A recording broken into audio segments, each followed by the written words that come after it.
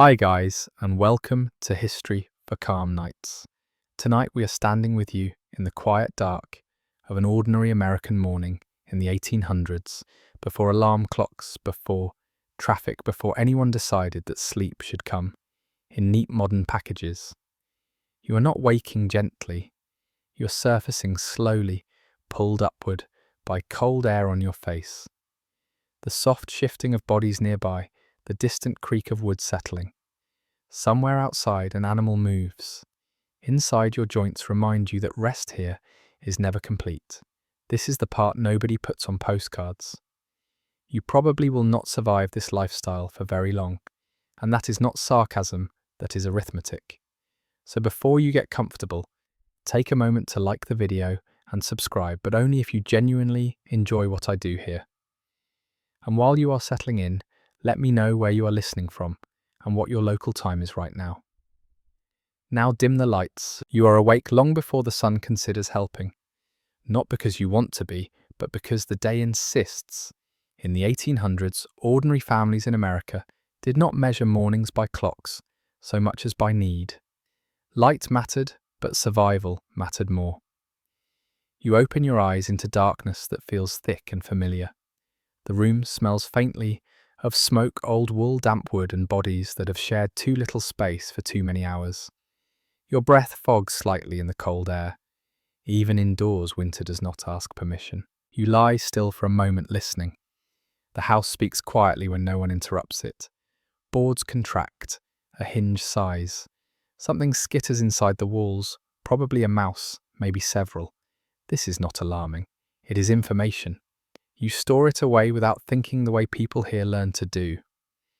One mainstream historical fact that often surprises modern listeners is that most Americans in the early 19th century lived in rural households, and their days began well before sunrise, because daylight defined how much work could be done. Artificial light existed, but it was expensive, weak and smoky. You did not waste it if you could help it. You shift carefully, aware of where everyone else is sleeping.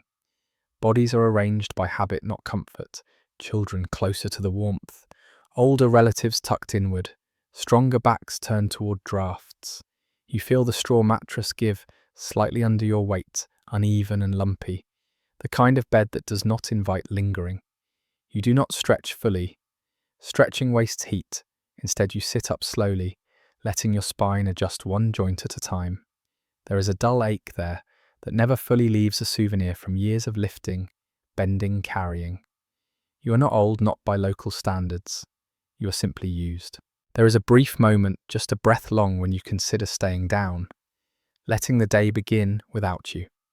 Historians still argue whether people in this period experienced more exhaustion or simply understood it differently. But what is clear is that rest was not treated as a protected state. It was conditional. If the fire was low, you rose. If animals needed tending, you rose. If food needed preparing, you rose. Sleep bent around obligation, not the other way around. You reach for your clothes, stiff where they hang nearby. They never fully dry in winter. Wool holds warmth and moisture with equal enthusiasm. As you pull them on, the fabric scratches lightly against your skin. You barely notice anymore. Clothing here is not chosen for softness or style. It is chosen because it exists. One quirky tidbit from the period is that many families believed sleeping in daytime clothes helped conserve warmth at night, so garments were often worn nearly around the clock during colder months. Laundry was labour, and labour was rationed carefully. Your feet find the floor. The cold bites immediately, sharp and honest. You inhale through your nose, slow and controlled. Complaining does nothing. You move toward the hearth, careful not to wake the others. The ashes are grey and quiet. The fire has collapsed inward during the night, as it always does. Keeping it alive while sleeping is a gamble. Too much fuel, and you risk sparks. Too little, and the house cools fast. You crouch, hands already, moving, coaxing embers back into purpose. The faint orange glow returns reluctantly, like something waking from a bad dream. As the fire strengthens, the room changes almost imperceptibly. Shadows soften, the air shifts, Warmth does not rush, it seeps. You hold your hands out, palms open, feeling life return to your fingers. Sound travels differently now. Outside, a rooster tries out its voice, unsure if it is time yet. Somewhere farther off, a dog answers, then stops. Morning is negotiating with the night. Your mind begins to organize the day without conscious effort. Tasks line up quietly. Water to fetch, animals to check, food to prepare, tools to gather. None of this feels dramatic. That is the point. Ordinary life here is a long series of small, necessary motions. A common historical observation is that families rarely separated domestic and economic labour. Home was workplace, and work never fully stopped. That boundary simply did not exist. There is also fear, though it stays in the background. You are aware of it the way you are aware of weather. Illness could arrive suddenly. Injury could remove a worker permanently. Crops could fail. Historians still debate how much psychological strains this constant vulnerability produced, but letters and diaries suggest people developed a quiet resilience rather than constant panic. Fear did not shout, it hummed. As light begins to thin the darkness at the window, you pause, just for a moment. This is not reflection in a modern sense. It is orientation.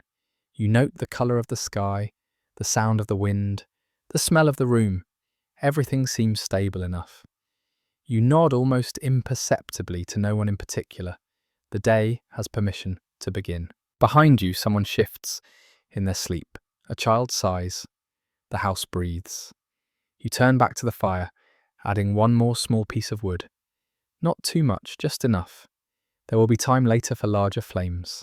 For now, gentle warmth is enough to get everyone moving. You do not think of yourself as living through history. You think of yourself as living through a morning. And that, more than anything, is what life was really like for ordinary families in 1800s America. Not epic, not romantic, just awake again before dawn. The light continues its slow negotiation with darkness as you move about the room, and now that you are fully upright, the limits of your shelter make themselves known. The walls around you are close enough that you could touch two at once if you tried.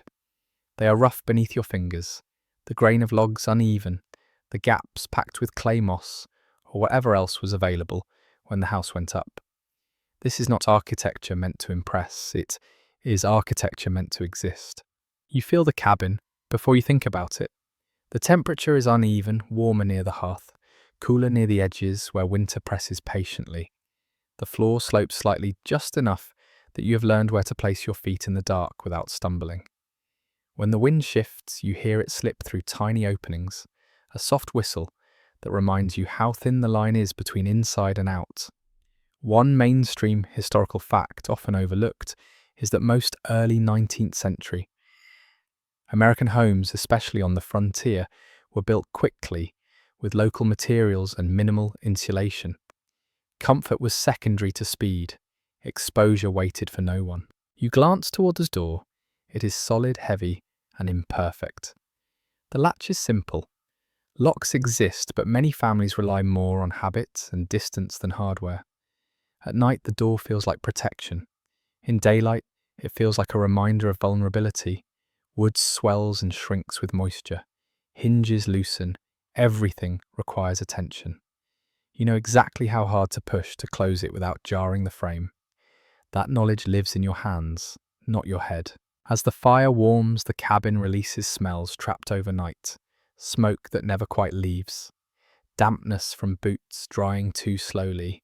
A faint animal scent that follows you indoors, no matter how carefully you scrape your shoes. Modern noses might recoil, but to you these smells are reassuring.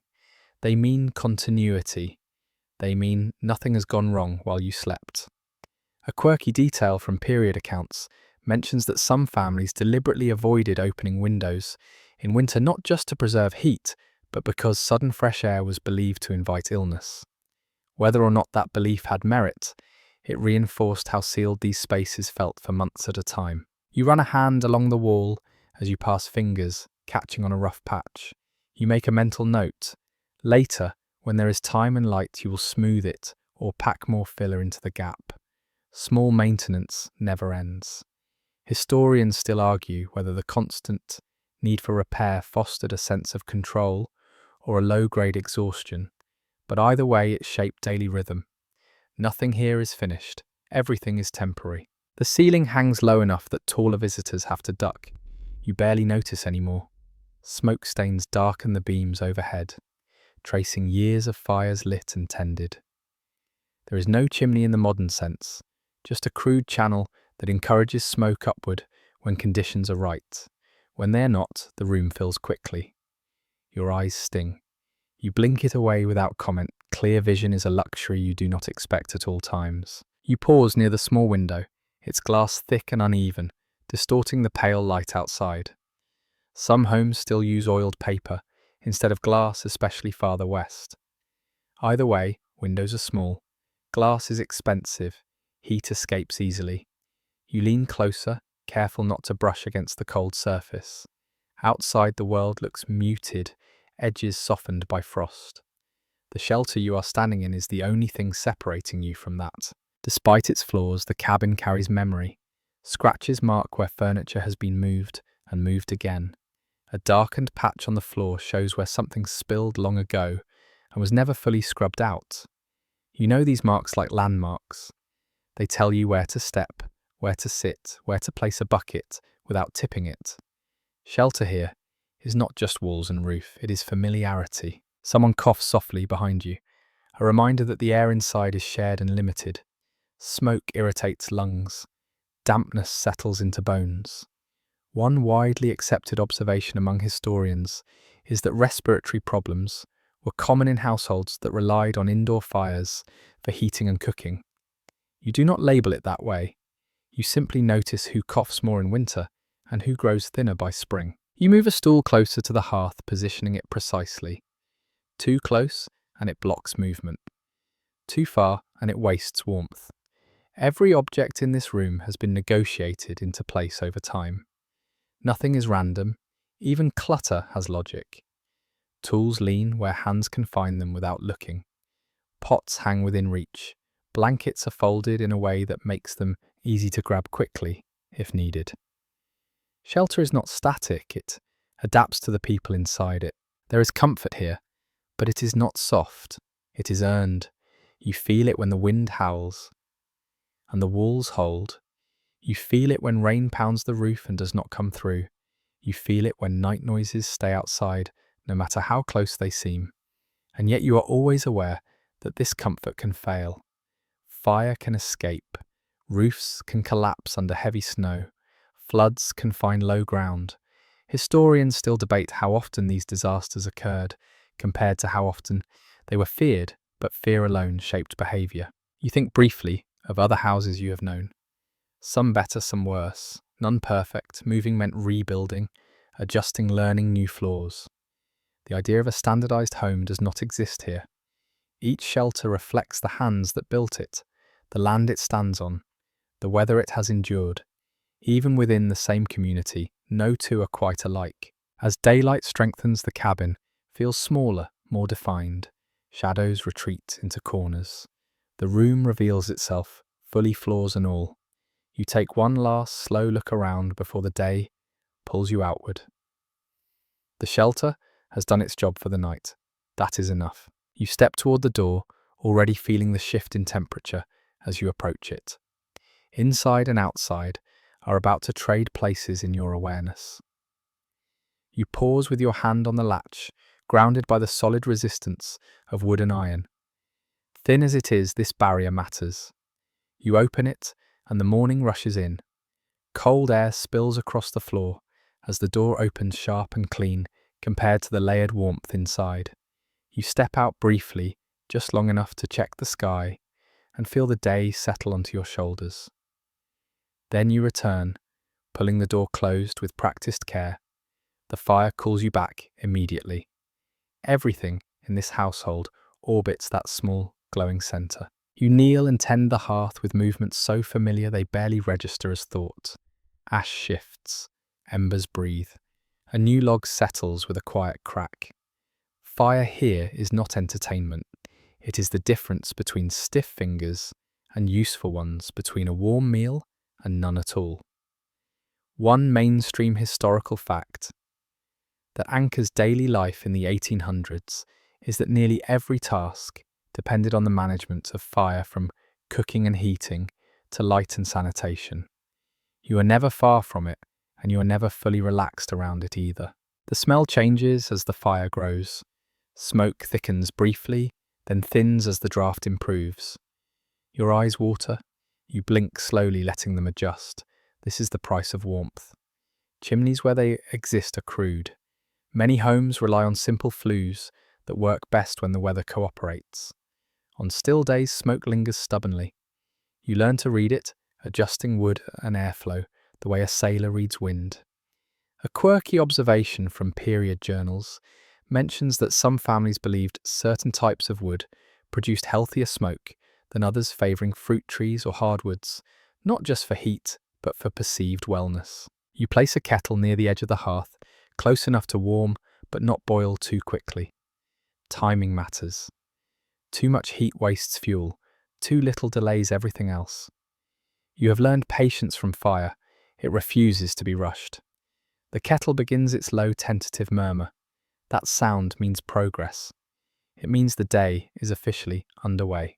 As warmth spreads, you become more aware of your own body. Fingers loosen, shoulders drop slightly. The ache in your lower back dulls to something manageable. Fire does this quietly, without drama. Historians still argue whether access to consistent warmth improved long-term health outcomes, but it is clear that cold shaped posture, movement, and energy in ways modern climate control has erased from daily awareness. The fire also brings risk, and you never forget it. You keep an eye on sparks, especially with children still sleeping nearby. Blankets are tucked just so, away from stray embers. Floors are swept regularly, not for cleanliness in a modern sense, but to remove tinder. Many household fires start small and end everything. Stories circulate quietly in communities about families who lost homes in minutes. These stories do not need embellishment. They do their work on their own. You adjust the iron trivet, setting it where the cooking pot will sit later. Iron tools live close to the hearth, always within reach. They are blackened, heavy, and dependable. When you touch them, you feel the accumulated history of use. Handles worn smooth by generations of hands. Fire binds time together like that. The same motions repeat across years, across families, across regions. Outside, the light grows stronger, filtering through the small window. You hear movement now. Someone stirs. A child rolls over blankets, slipping. The warmth you have coaxed back into the room makes waking easier for them. This too is part of your work. Fire is care. Fire is preparation. There is a belief recorded in various rural accounts that letting a fire go completely cold invited bad luck or illness. Whether superstition or observation, it reinforces how central the hearth feels to the household's sense of safety. You keep it alive, not just because you need it, but because letting it die feels wrong. Historians still debate how much such beliefs influence daily practice, but belief and practicality blend easily when survival is involved. You sit back on your heels for a moment, watching the flames. This is one of the few pauses you allow yourself. The sound of fire is layered and complex, pops and sighs and low roars all at once. It fills the room in a way conversation cannot. You breathe in slow and steady. The smoke stings, but the warmth comforts. Both are accepted without complaint. The kettle begins to steam more insistently. You reach for it, using a cloth to protect your hand. The cloth smells faintly of old spills and smoke like everything else. You pour water into a waiting vessel, careful not to waste a drop. Clean water is never assumed. Each bucket has been carried often from a distance. Waste feels personal. As the room brightens, the hearth becomes less dramatic, more utilitarian. Fire is most beautiful in the dark. In daylight, it is simply necessary. You feed it one more piece of wood, smaller this time. Enough to maintain, not enough to flare. Fuel must last. Wood does not cut itself, and winter eats through supplies faster than optimism. You rise, joints protesting briefly, and look around. The room feels awake now, even if the people are not. Heat moves slowly but steadily. The day's first smells of warmed iron and damp wool mingle with smoke. Outside, the world waits. You step away from the hearth, knowing you will return to it again and again before the day is done. Fire will mark the hours more reliably than any clock. It will call you back when food needs cooking, when water needs heating, when night returns. For now, it has done its first job. It has made the house livable. You move toward the table, already thinking about what can be made for breakfast with what you have.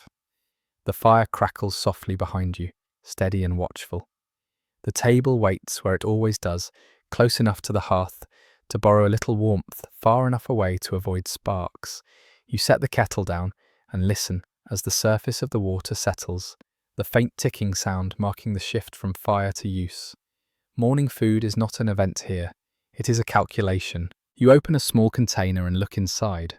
What you see determines the tone of the day more than any weather forecast ever could. In many ordinary American households of the 19th century, breakfast was repetitive by design. Cornmeal, leftover bread, maybe a bit of pork fat if supplies allowed.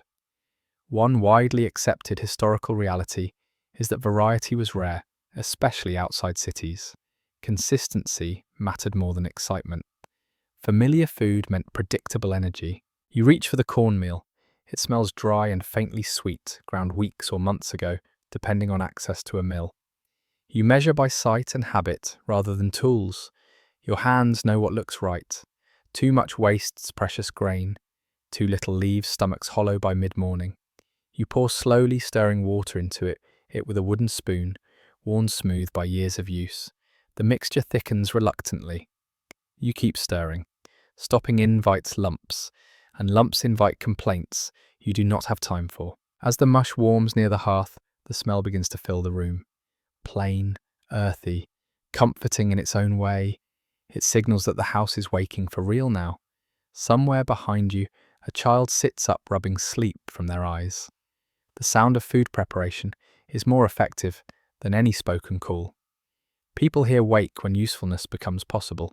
There is no sugar to sweeten this, at least not today. Sugar exists, but it is costly and treated more like medicine or celebration than daily habit. A curious detail from period letters mentions that some families saved small amounts of sweetener to give to children when they were sick, believing it restored strength faster than bland food. Whether that worked is unclear, but sweetness carried emotional weight. You add a pinch of salt. Salt is precious but necessary. It keeps food from tasting like nothing and bodies from weakening over time. You learnt that lesson early, though you might not explain it in modern terms. You simply know how people look when they go too long without it.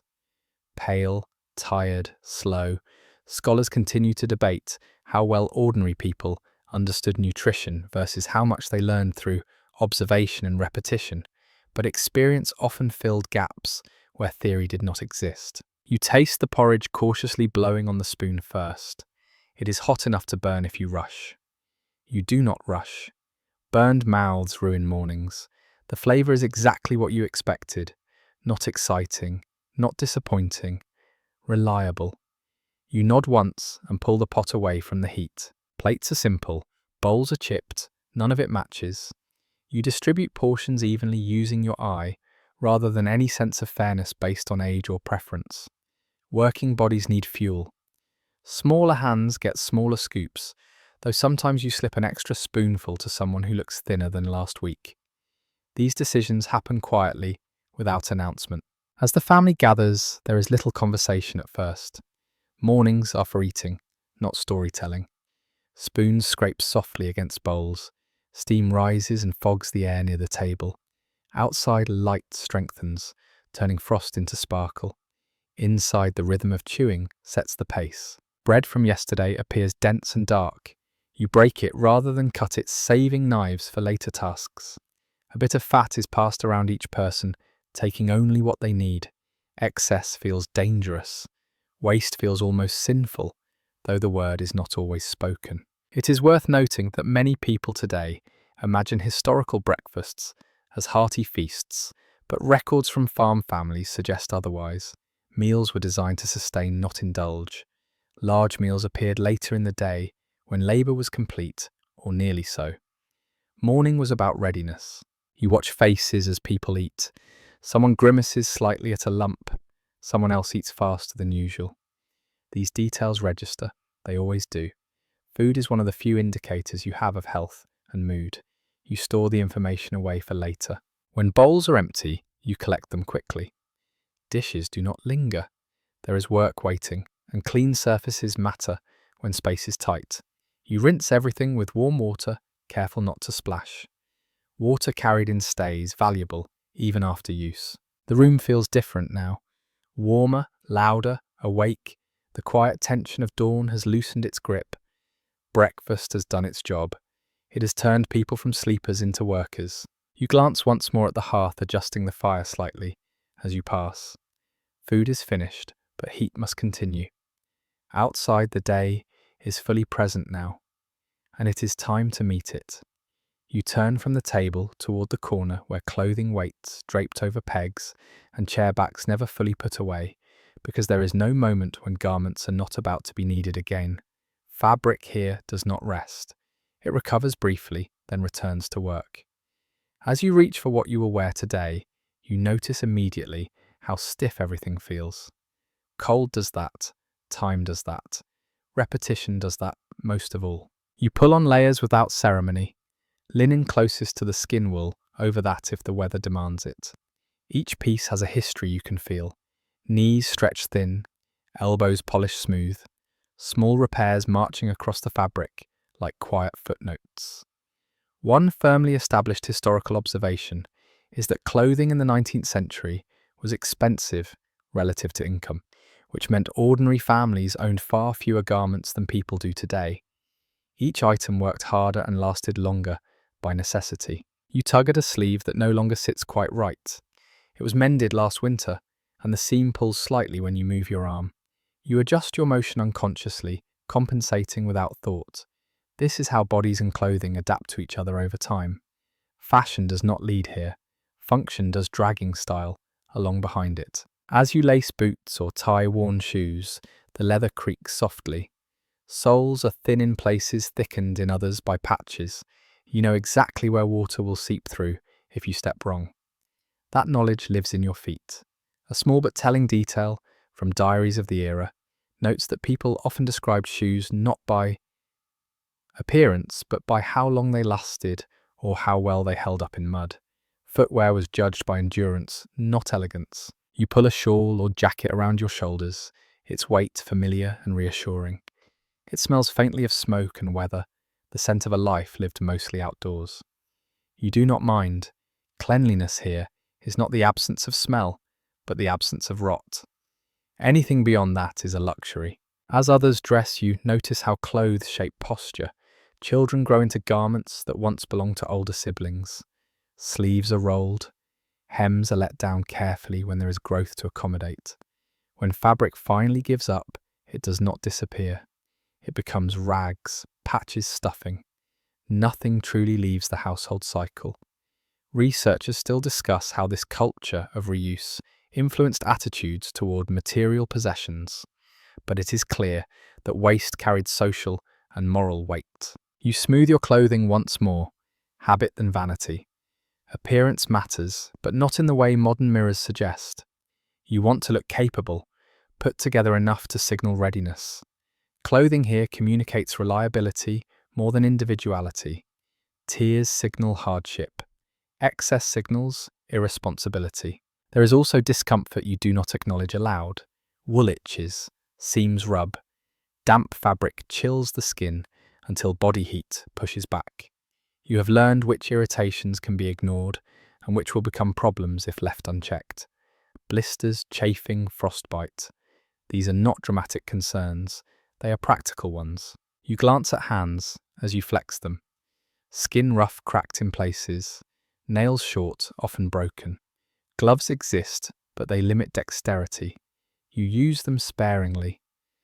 Hands are tools first, ornaments never. One often cited reality of working class life in this period is that physical wear appeared early. People aged faster, not because of numbers, but because of exposure. Fully dressed now, You feel the day settle onto your body. Weight distributed, layers aligned, movement slightly restricted but protected. This is armour of a sort, though no one would call it that. It will guard you against wind-brush cold and friction. It will not make you invincible. You take one last look at the room, already thinning of warmth, as the door prepares to open again. Clothing will soon absorb the smells of the day. Sweat, earth animal smoke. Tonight you will peel these layers off, slowly hang them to dry, and repeat the cycle tomorrow. For now you step forward dressed, not for comfort but for endurance. Once everyone is dressed, the house shifts again, this time into motion. Children are no longer soft shapes under blankets. They are upright, alert, and already useful. You do not announce this transition. It happens naturally, as it always does. In this world, childhood is not a separate season, protected from responsibility. It is a gradual slide into contribution. You hand a small task to the youngest who can manage it. Carrying water a short distance, gathering kindling that has already been split, watching a younger sibling while you step outside. These are not favours. They are expectations scaled to size. A broadly agreed upon historical reality is that in 19th century America, children's labour was essential to household survival, particularly in rural settings. Families simply could not afford idle hands, no matter how small. You watch how they move, still a little uncoordinated, but eager to do things correctly. Mistakes happen. A bucket spills, a stick snaps, you correct without scolding. There is no time to attach emotion to every error. Learning happens through repetition, not lectures. Over time, movements smooth out, shoulders square, confidence grows quietly. Older children take on more complex tasks without fanfare. Feeding animals, turning soil, helping with food preparation. They know which chores belong to which time of day. This knowledge was absorbed long ago through observation rather than instruction. A telling anecdote from period memoirs mentions that many adults could not recall being formally taught household skills. They remembered simply doing them badly at first, then better. You notice how work shapes their bodies early. Hands roughen, posture adapts, fatigue appears sooner in the day than it does for adults, but complaints are rare. Not because children here do not feel strain, but because endurance is normalized. Scholars continue to discuss whether this early labour harmed or strengthened children overall, but evidence suggests the impact varied widely depending on task health and family circumstances. There is affection here, but it is practical. You straighten a collar. You nudge someone gently toward the door. Praise is brief, but it exists. A nod, a quiet word. Recognition matters, even if it is understated. Children learn quickly which efforts earn trust. Trust becomes freedom.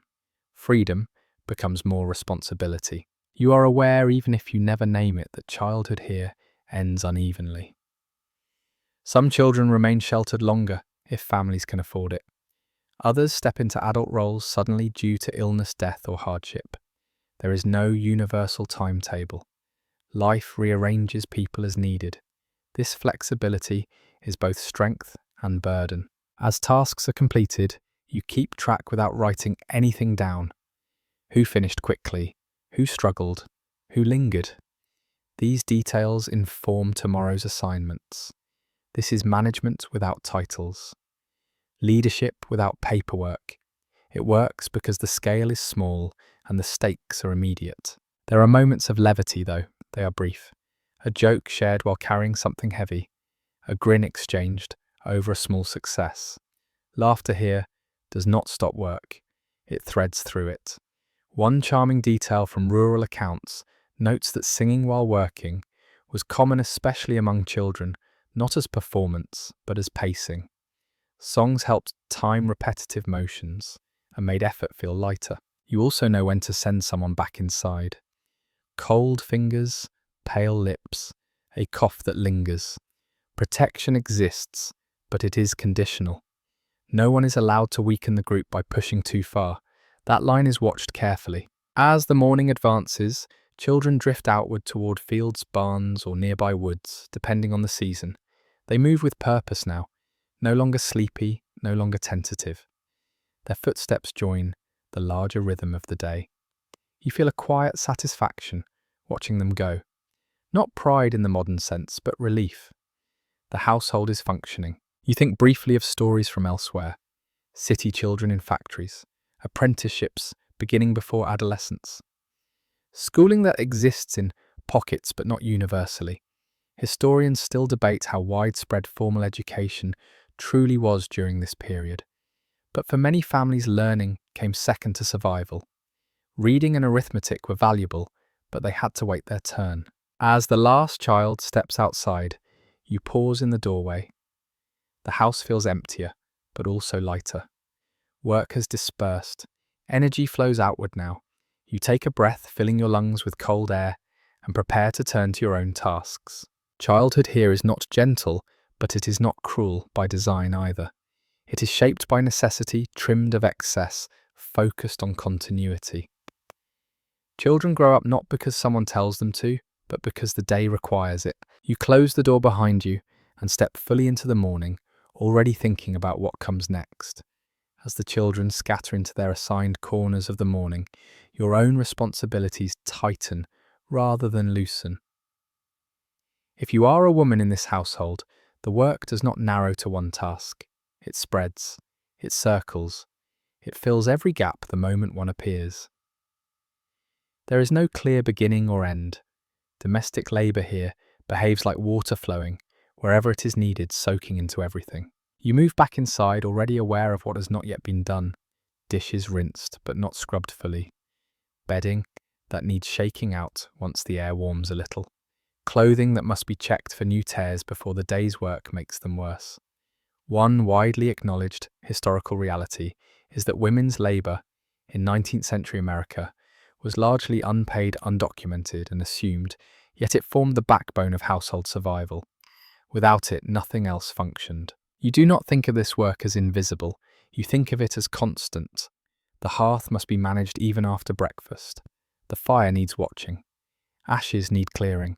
Water must be fetched again and again, not just for drinking, but for washing, cooking, cleaning, and tending illness. Each bucket carried leaves a faint ache in your arms that never quite disappears. You knead dough with practiced hands, the motion rhythmic and grounding. Flour dusts the air, lightly settling on your sleeves. Bread is not made because it is enjoyable.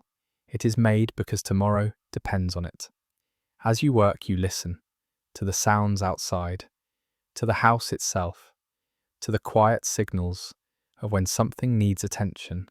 A loose shutter, a pot beginning to boil too fast, a baby stirring. Caregiving weaves through everything. Infants are fed and soothed without ceremony.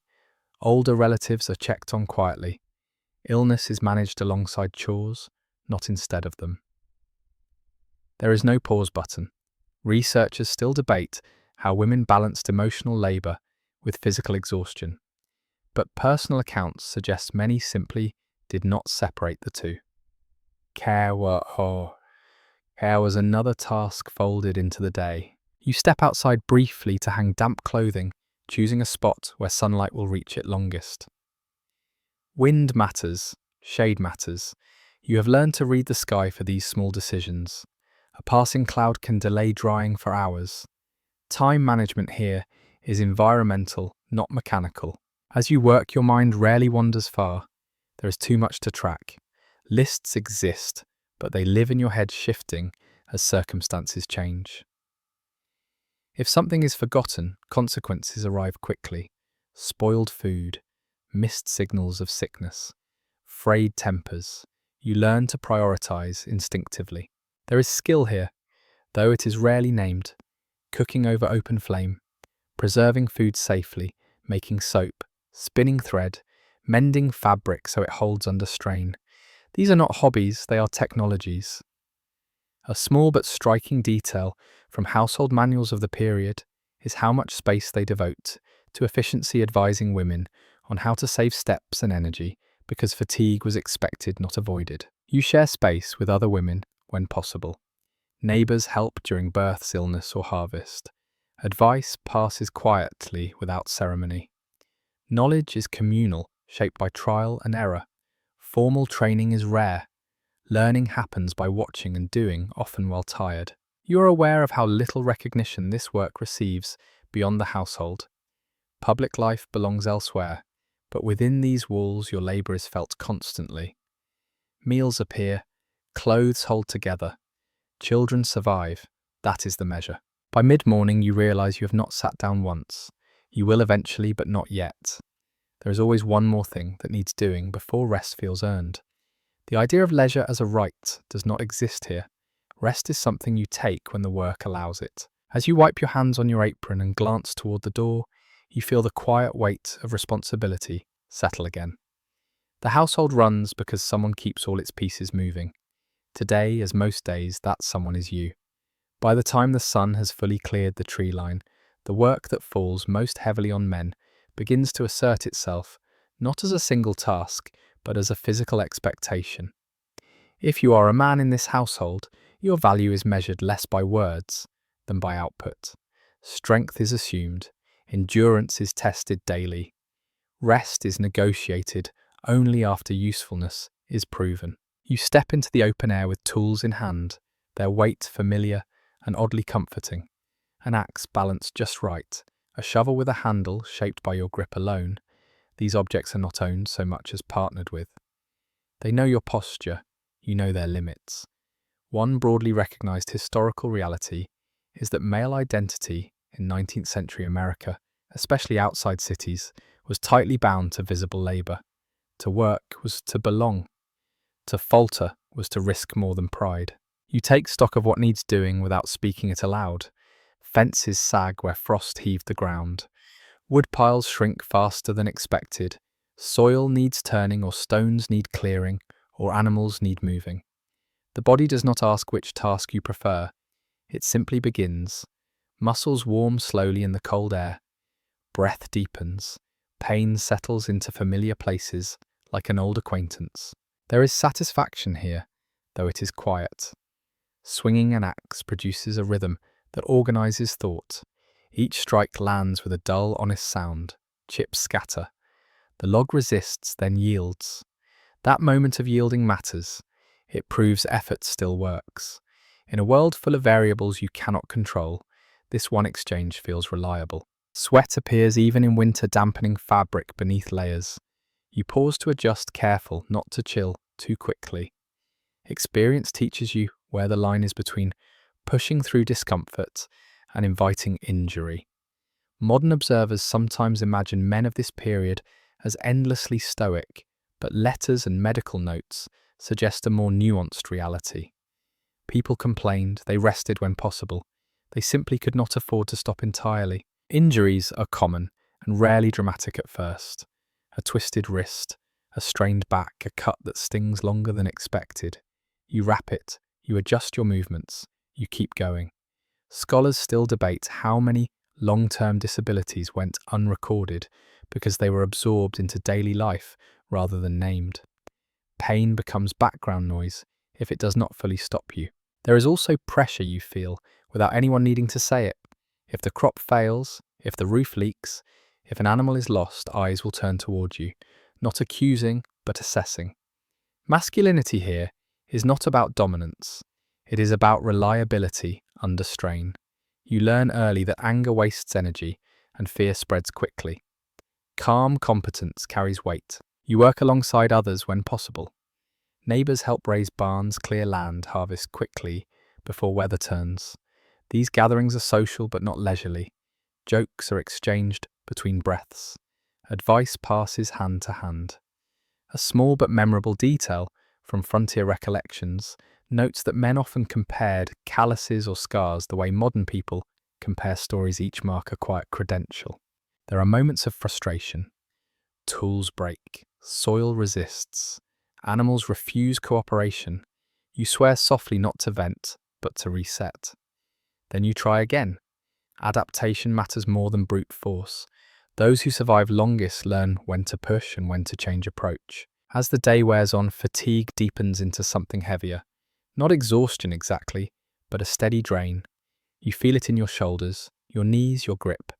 This is where pride can become dangerous. Overreaching today can cost weeks later. You think of past winters when injury slowed work and fear crept in with the cold. memory shapes restraint. You glance toward the house occasionally. Smoke rises steadily from the chimney. That means meals will come. That means someone inside is keeping the other half of survival moving. The division of labor is clear, but not isolated. Each side depends on the other, more than either might say aloud. There is little space for introspection. Identity is reinforced through repetition. You are what you do again and again until it becomes unquestioned. Modern language might call this limiting, but within this context, it provides clarity. Purpose is rarely abstract. It is measured in chords of wood rows planted structures standing at dusk. By late morning, you pause long enough to drink water and stretch your back carefully. The sun is higher now. Shadows shorten. Work continues. You do not count hours. You count tasks. When enough are finished, you will allow yourself to stop. As you return to your labor, you feel the quiet satisfaction of being necessary. It is not glamorous. It is not optional. It is simply how you exist in this place and time. And for now, that is enough to keep you moving. By the time the sun climbs high enough to warm the ground beneath your boots, your attention turns fully to the land itself. Farming here is not a background activity or a seasonal hobby. It is the spine of daily existence, bending and flexing under pressure, but never disappearing. You step into the field with a practiced eye, already scanning soil, sky and plant alike, reading signs, the way others read prints. The earth feels different underfoot, depending on where you step. Some patches hold moisture longer, others crumble too easily. You crouch and scoop a handful, rubbing it between your fingers. Texture tells you more than colour. Too wet and roots will rot. Too dry and nothing will take hold. One widely recognised historical reality is that most 19th century American families practiced subsistence or near subsistence farming, producing primarily for their own needs rather than for distant markets. Profit was secondary, survival came first. You straighten, slowly easing your back. Farming is never just about planting and harvesting. It is a daily negotiation with forces that do not care about effort. Weather arrives when it wants. Pests appear without warning. Frost ignores optimism. You plan carefully anyway, because planning gives shape to uncertainty, even if it does not eliminate it. You take up your tools and begin. The motion is steady and deliberate. Turn soil, clear stones, check young plants for damage. Each action feels small on its own, but together they form a fragile defense against hunger. You have learned not to rush. The land remembers haste and punishes it later. As you work, you think about timing. When to plant, when to thin, when to leave well enough alone. Almanacs offer guidance passed from hand to hand until pages soften and edges fray. Some families swear by them, others trust experience more. A curious detail from rural communities is that many farmers planted by the moon, believing lunar phases influence growth. Whether coincidence or confirmation bias, these practices persisted because they felt meaningful. Sweat builds as the sun strengthens. You pause to wipe your brow, leaving a streak of dirt behind. Your shirt clings uncomfortably. You adjust and keep going. There is no clear boundary between effort and discomfort here. They blur early in the day and stay that way. You notice signs of trouble before they become problems. Leaves nibbled, stems bent, soil disturbed where it should not be. Animals leave messages behind, even when you do not see them directly. You respond quietly. A fence repaired, a scare set up. Traps checked, nothing dramatic. Just small corrections layered over time. There is pride in this attention, though it is cautious. You know how quickly it can turn into disappointment. Accounts from the period often mention years of abundance, followed by sudden scarcity. Scholars continue to debate how predictable crop cycles truly were, given local knowledge and climate variation, but for the people living it, uncertainty felt constant, regardless of outcome. You work alongside others when possible.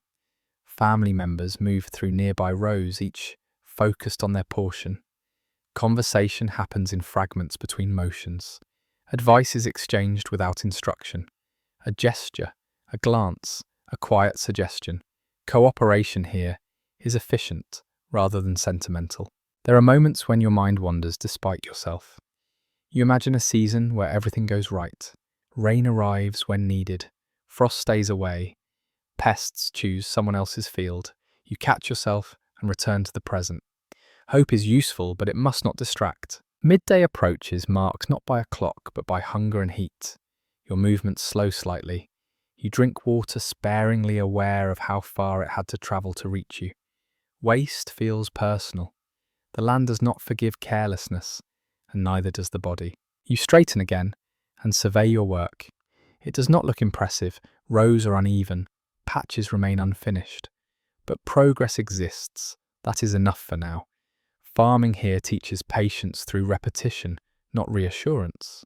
You think briefly of markets and towns, of prices and distant demands. For most of your life, these are abstract concepts. What matters is whether the field will feed the people who depend on it. Everything else is noise. As you turn back toward the house, tools balanced over your shoulder, you carry the quiet weight of responsibility with you. The land will not meet you halfway. It requires constant attention, honest effort, and a willingness to accept outcomes you cannot control. You step out of the field, knowing you will return tomorrow, and the day after that, and the day after that. Negotiation never ends. It simply pauses long enough for you to catch your breath. As the morning work settles into your muscles, your thoughts drift toward what will be eaten later, not with appetite, but with calculation. Food is never far from your mind because it cannot be. What you eat today is tied directly to what you saved yesterday and what you hope to have weeks from now. Preservation is not preparation for emergencies. It is the long, quiet strategy that keeps emergencies from arriving too often. You step into the small storage space, where jars, sacks, and hanging cuts of meat wait in varying states of readiness. The air here is cooler, darker, and smells faintly of salt, smoke, and earth. You pause automatically, scanning for signs of trouble. Mold where it should not be, a lid that has loosened, evidence of mice. Catching these early matters more than any single harvest. One well-established historical reality is that food preservation methods like salting, smoking, drying and pickling were essential skills for ordinary families in 19th century America, often determining whether winter was merely difficult or truly dangerous. You check a row of jars, running your finger lightly along the seals. Glass is still a relative newcomer in many households, precious and reused carefully. Earlier generations relied more heavily on crocks and barrels, which brought their own risks. You have learned to trust your senses more than appearance. A smell that turns slightly sharp. A texture that feels wrong. You do not debate these signs. You discard what must be discarded, even though it hurts to do so. Salted meat hangs nearby, stiff and darkened. You press it gently, testing firmness. Too dry, and it becomes nearly inedible. Too moist and rot creeps in silently. This balance takes practice. A small but revealing detail from household guides of the era notes that families often disagreed on the best methods, each swearing by techniques learned from parents or neighbours. No single approach worked everywhere. Climate, storage space, and available materials shape success. You think about hunger not as a sudden event, but as a gradual narrowing. Portions shrink. Variety disappears. Energy fades as people grow quieter. Historians still debate how common true starvation was among rural families compared to chronic undernourishment. But diaries suggest many lived in a state of careful insufficiency rather than abundance. Hunger was managed, not eliminated. You step back into the light and return to other tasks, aware that preservation work continues even when nothing obvious is happening. Vegetables must be turned. Drying herbs must be checked for dampness. Grains must be protected from pests. Every step forward requires maintenance behind it. As midday approaches, the smells of preserved food mingle with those of the hearth. A pot is set on to warm something simple. You're careful not to draw too deeply from stores too early in the season. That kind of impatience is punished later. You have learned to think in weeks and months rather than meals. When you eat again, it is with restraint, not because you are not hungry, but because restraint is habit. You choose slowly, letting food last longer in your mouth. You notice flavour more when quantity is limited. This awareness feels strange to modern sensibilities, but here it sharpens appreciation rather than diminishing it. You watch others as they eat just as you did in the morning. You note who lingers over their bowl and who finishes quickly. These patterns tell you more than words. They help you plan. Planning is survival stretched over time. After the meal, you return to the storage area, once more making small adjustments. Shifting a sack, rehanging a cut of meat, closing a container more tightly. These actions seem insignificant, but they accumulate. Researchers continue to discuss how much of household labour was preventative rather than reactive, and food preservation stands as one of the clearest examples. Most of the work is done to avoid disaster rather than respond to it. You wipe your hands and step back outside. The sun has moved noticeably. Shadows stretch differently now. The day advances whether you are ready or not. But for the moment, food is accounted for. Hunger is kept at bay. You allow yourself a brief exhale. Not relief exactly, but reassurance. For today at least, the quiet systems are holding. The day does not pause for sickness, but sickness often arrives anyway, slipping quietly into the rhythm you have worked so hard to maintain. You notice it first, not through dramatic collapse, but through small disruptions. Someone moves more slowly than usual. A child's appetite fades. A cough lingers past the point where it should have passed. These signs register immediately. Health here is not abstract. It is observed minute by minute. You feel a familiar tightening in your chest when you recognize it. Illness always rearranges priorities. Work can wait. Crops cannot. People cannot. You make adjustments without announcing them. A task is reassigned. A chore is postponed.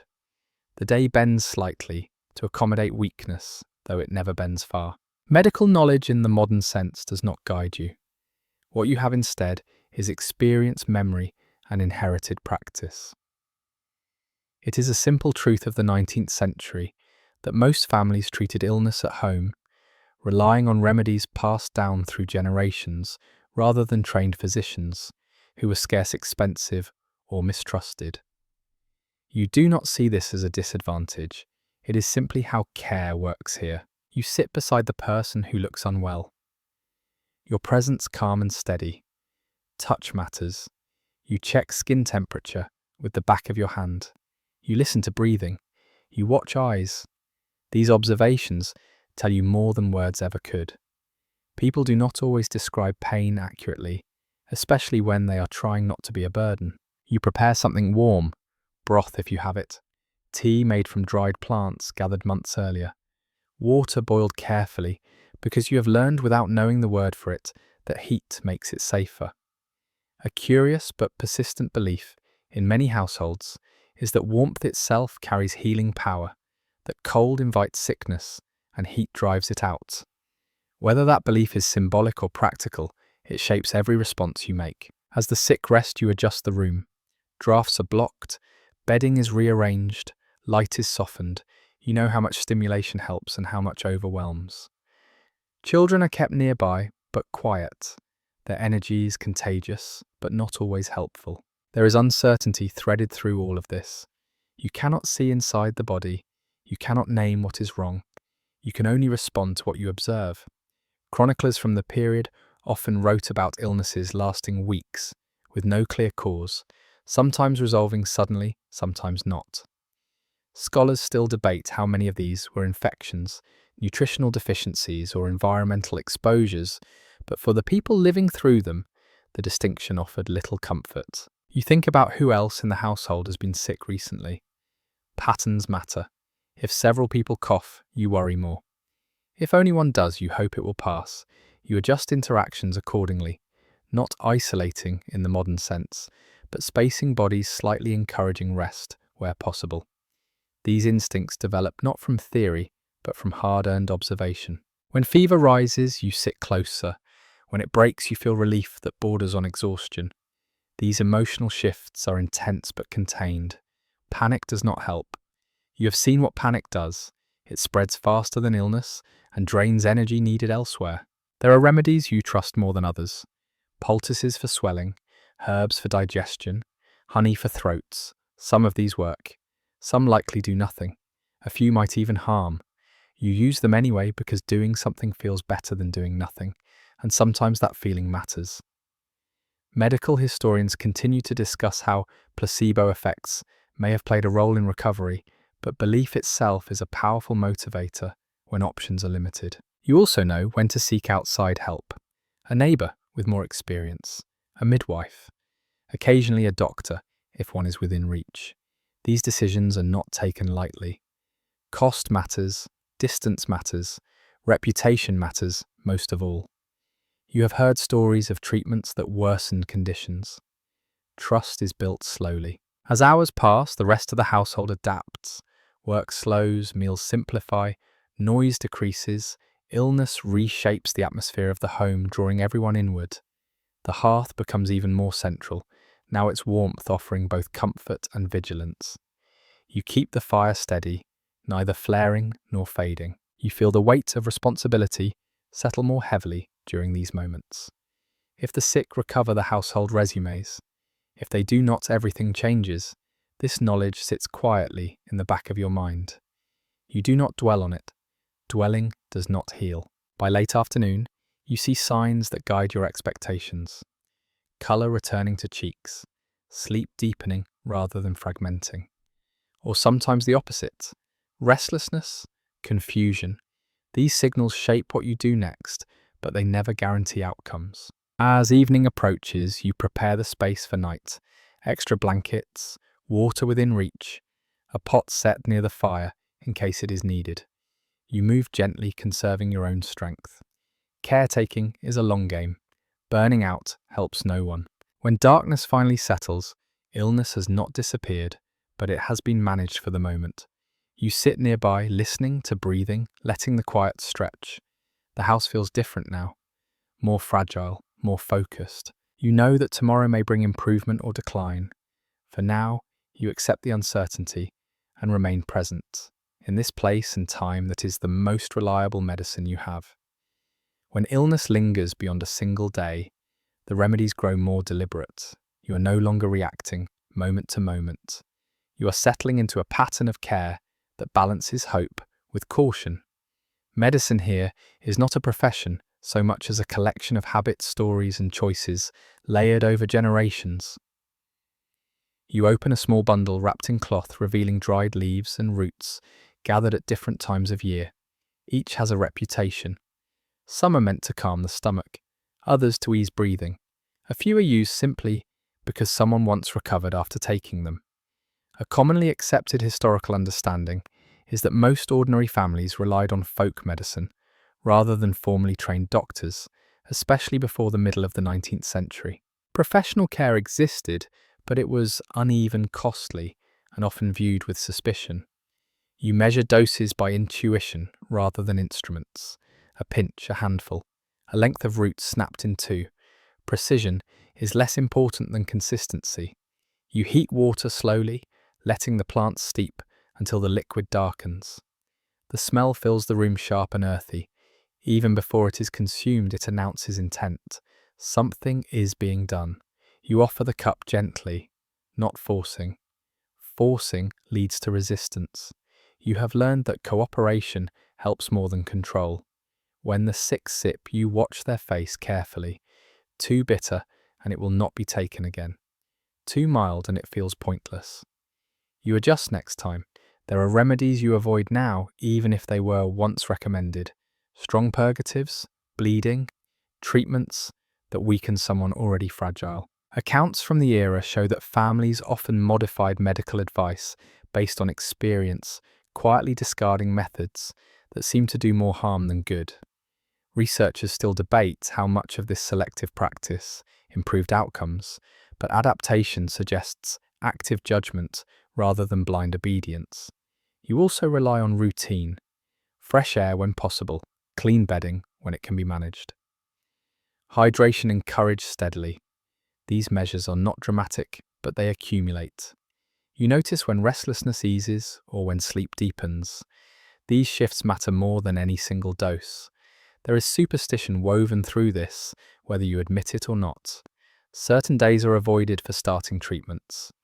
Certain charms are kept nearby. A curious detail recorded in rural households mentions that some families placed iron objects near the sick, believing iron repelled harmful forces. Whether symbolic or psychological, these actions provided a sense of control in situations that offered little of it. You think about contagion without naming it. If others begin to show symptoms, you worry more. If not, you hope the illness will stay contained. You increase hand washing when water allows. You space sleeping arrangements slightly. These are cautious steps, not guarantees. Scholars continue to discuss how much pre-germ theory households understood about disease transmission, but behavior suggests awareness existed even without explanation. There are moments when you consider calling for a doctor. The thought brings mixed feelings. Some doctors are respected, others are feared. Stories circulate of treatments gone wrong, of fees demanded regardless of outcome, of advice that contradicted lived experience. You weigh severity against distance and cost. This decision carries weight. It is never casual. As the day wears on, you feel your own energy drain.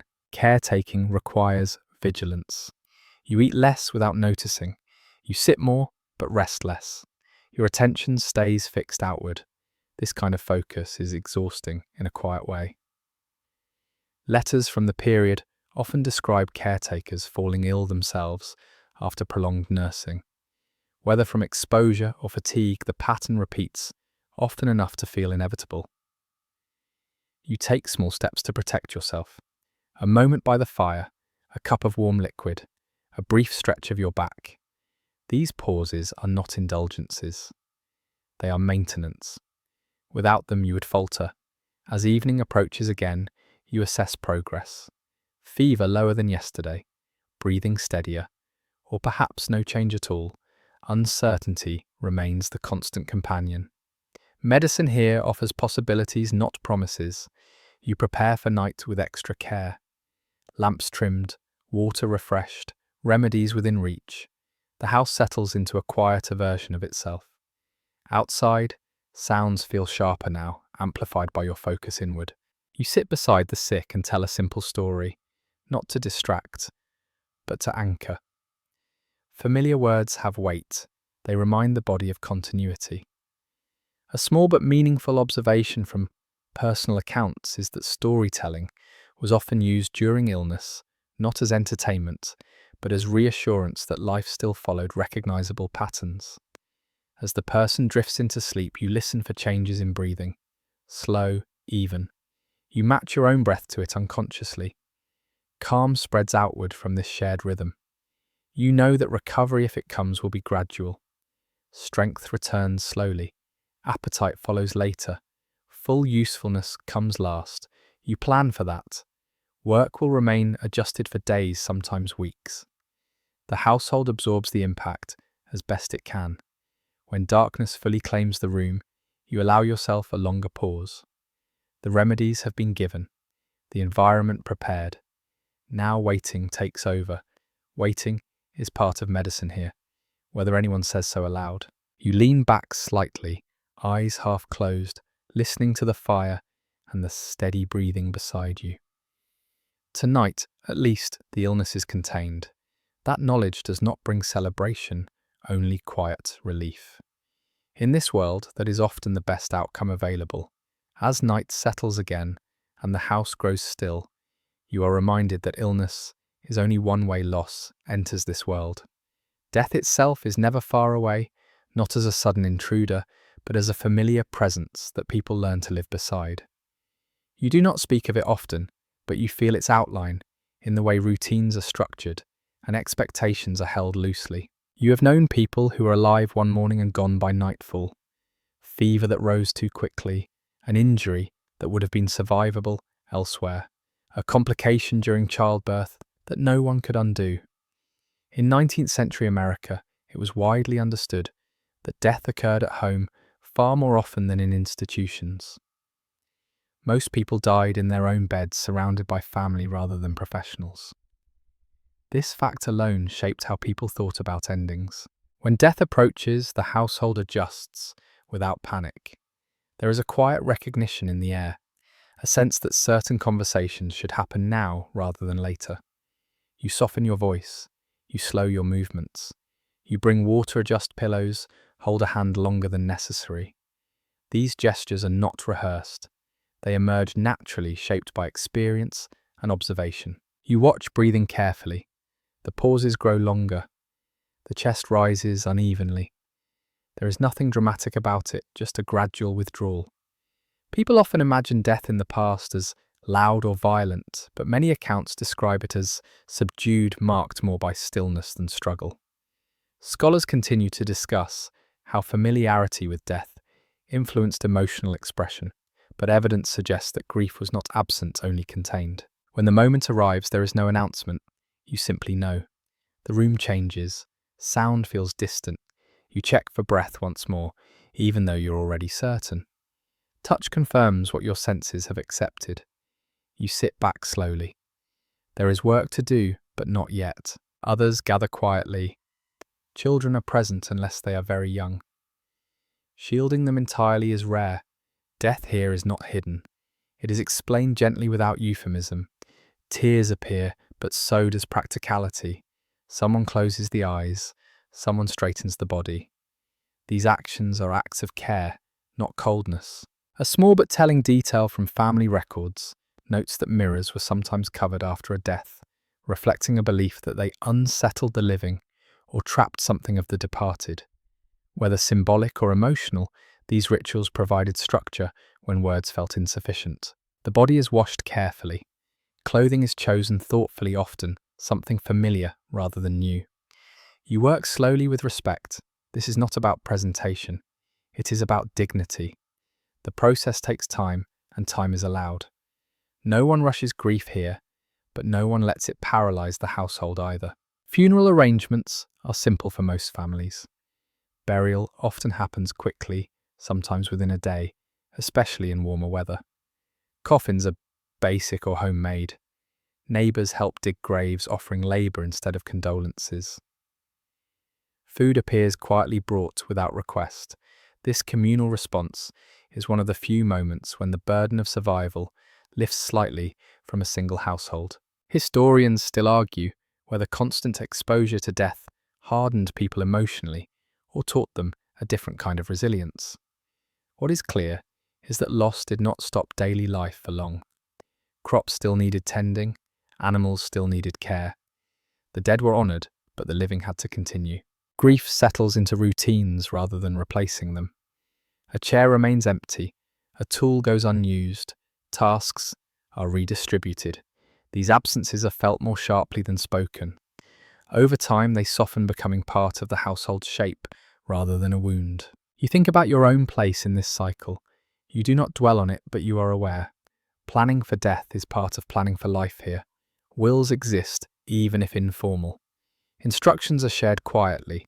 Knowledge is passed down intentionally. Continuity matters more than comfort. As night deepens, you extinguish lamps one by one. The house feels heavier, quieter. You sit near the hearth, letting the fire burn low. The warmth is gentler now, no longer urgent. You breathe slowly, absorbing the stillness. Death has visited, or it has been remembered, or it has simply hovered nearby. Either way, it does not dominate the night. It takes its place alongside everything else that must be endured and understood. You rise eventually and prepare for sleep, aware that tomorrow will ask the same things it always does. Loss changes you, but it does not exempt you. In this time and place, that balance between mourning and motion is how families survive. You lie down, listening to the familiar sounds of the house, and allow rest to come when it can. The past is present here, but it does not shout. It waits quietly, like everything else. Morning returns, whether you are ready or not, and with it comes the quiet influence of belief. Religion here is not confined to a building or a single day of the week. It threads through the hours in small, almost unnoticed ways, shaping decisions, softening fear and giving language to things that resist explanation. You do not wake thinking about doctrine, you wake thinking about weatherwork and the condition of the people around you. Faith enters later, folded into these concerns, rather than placed above them. A prayer murmured while lighting the fire, a familiar phrase spoken before a meal. These gestures are not performances. They are habits practiced until they feel as natural as breathing. For many ordinary families in 19th century America, religious practice was deeply local and personal. Churches existed, but attendance depended on distance, weather, and labor demands. Some weeks you went, some weeks you could not. Belief did not disappear in absence. It simply moved inward. This reality challenges modern assumptions that faith required constant formal reinforcement to remain strong. You notice how religious language appears most often during uncertainty, illness, injury, weather that refuses to cooperate. Faith offers a way to speak about lack of control without admitting helplessness outright. When someone says it is in God's hands, they are not giving up. They are setting down a burden they cannot carry alone. You also notice how belief structures time. Sundays are quieter when possible. Work slows not because rest is luxurious, but because pause is prescribed. Even then, animals are fed, fires are kept. Life does not fully stop. It simply changes tone. The day feels different, heavier, with reflection, lighter with expectation. Children absorb this rhythm without formal instruction. They hear stories repeated often enough that meanings settle gradually. Biblical figures mix with family history. Lessons are drawn not just from scripture, but from lived example. A neighbour helped during a hard winter. A crop failed and people endured anyway. These stories carry moral weight equal to sermons. There are disagreements, though. They are often understated. Interpretations vary. Practices differ between families and regions. Some emphasize strict observance, others favor flexibility. Scholars continue to discuss how much religious diversity existed within rural communities compared to urban ones, but personal accounts suggest belief was far from uniform, even among neighbors. You use faith as reassurance rather than explanation. It does not answer every question. It does not erase grief. It offers structure when outcomes are uncertain. When someone recovers unexpectedly, gratitude follows naturally. When someone does not believe, helps absorb the blow without requiring reasons. There are small rituals you perform without thinking. Touching a worn page before closing a book. Pausing briefly before a difficult task. Looking upward during moments of fear. These actions are rarely discussed, but they anchor you. A curious observation from diaries of the era notes that many people described feeling less alone during solitary work because of an ongoing sense of divine presence. Whether psychological or spiritual, the effect was real. Religion also reinforces community boundaries. Shared belief makes cooperation easier. It creates expectations of behavior. Kindness is encouraged. Charity is praised. Judgment exists too, but it is tempered by necessity. People who depend on each other cannot afford constant conflict. As the day unfolds, faith recedes into the background again. Work demands attention. Belief does not interrupt. It supports. It gives language to hope and endurance without demanding center stage. When evening comes, you might read aloud if light allows, or you might simply sit quietly, letting familiar phrases surface in your mind. There is comfort in repetition. Words repeated over years become part of the body, calming rather than stimulating. You do not expect belief to save you from hardship. You expect it to help you face hardship without breaking. In this world, that expectation feels reasonable. As night settles once more, you carry faith with you the way you carry memory. Not as something separate from life, but as part of how life is understood. You lie down listening to the quiet and let the day release its hold. As belief settles back into the background, something else moves forward to take its place. Community, not as an idea but as a practical system that holds when individual strength runs thin. You feel its presence most clearly on days when something goes wrong, but even on ordinary days, it hums quietly beneath everything you do. You do not live in isolation, even if your house stands far from the nearest neighbour. Distance is measured differently here. A mile can feel close if the road is known and the relationship is steady. A few hundred yards can feel far if trust has never formed. Community is not defined by proximity alone. It is defined by reliability. You think about who you could send for help if needed, who would come without asking why, who would bring tools instead of questions. These calculations happen subconsciously, but they matter. In 19th century America, mutual aid was not a moral extra, it was a survival mechanism. Ordinary families relied heavily on neighbours for labour-intensive tasks like barn raising, harvesting, and emergency repairs, because doing everything alone was impossible. You remember past moments when help arrived quietly. A neighbour showing up with a spare plank after a storm. Someone watching children without being asked. Food appearing on the table during illness or mourning. These gestures are rarely dramatic. They are understated, almost casual, but their impact lingers long after the moment passes. You also know that help is not unconditional. Community carries expectations. You are expected to show up when called, to offer labour when someone else needs it, to return borrowed tools promptly and in good condition. Reputation matters. Once trust is lost, it is difficult to rebuild. Stories travel faster than people do. When a large task approaches, word spreads without formal invitation. Someone mentions it in passing, someone else repeats it. By the appointed day, people arrive with tools already in hand. Work begins immediately.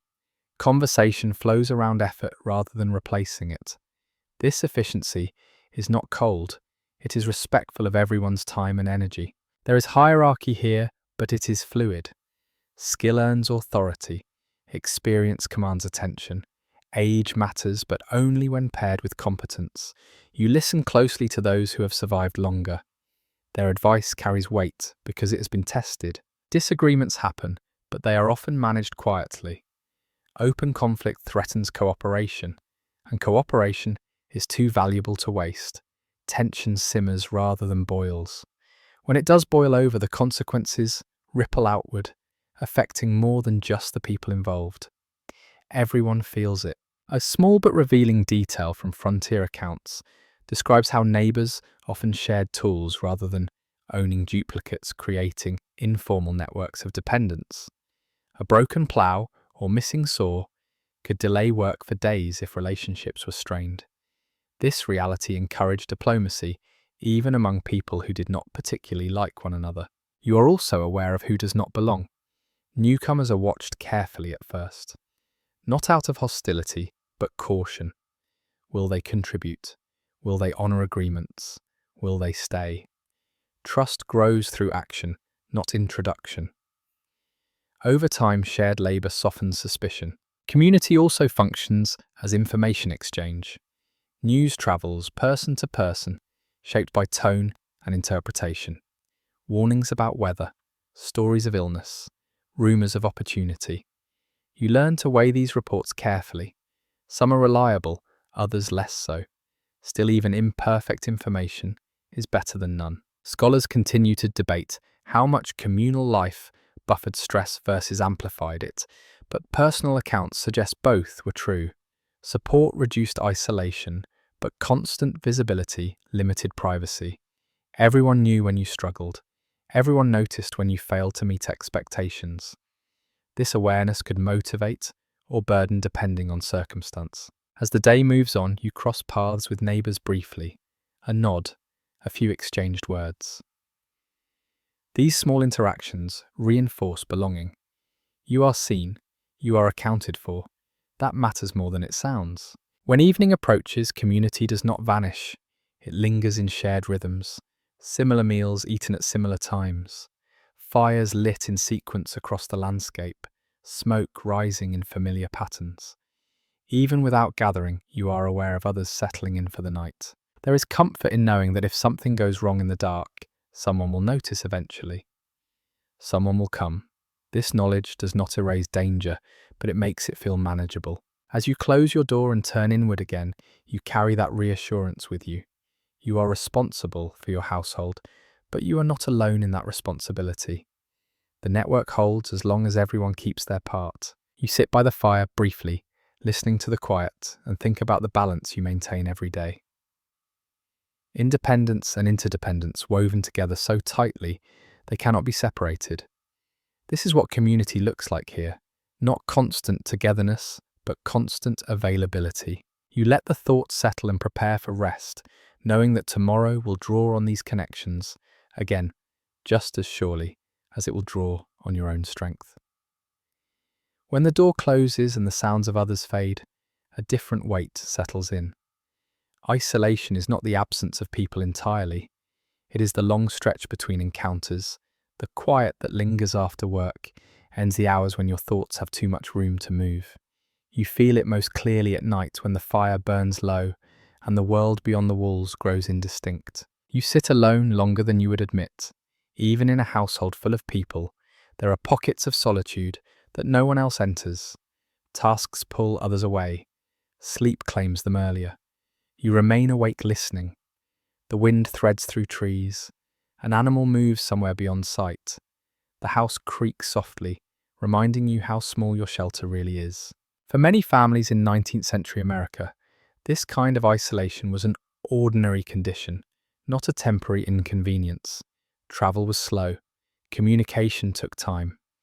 Visits happened when weather and labour allowed, not when loneliness peaked.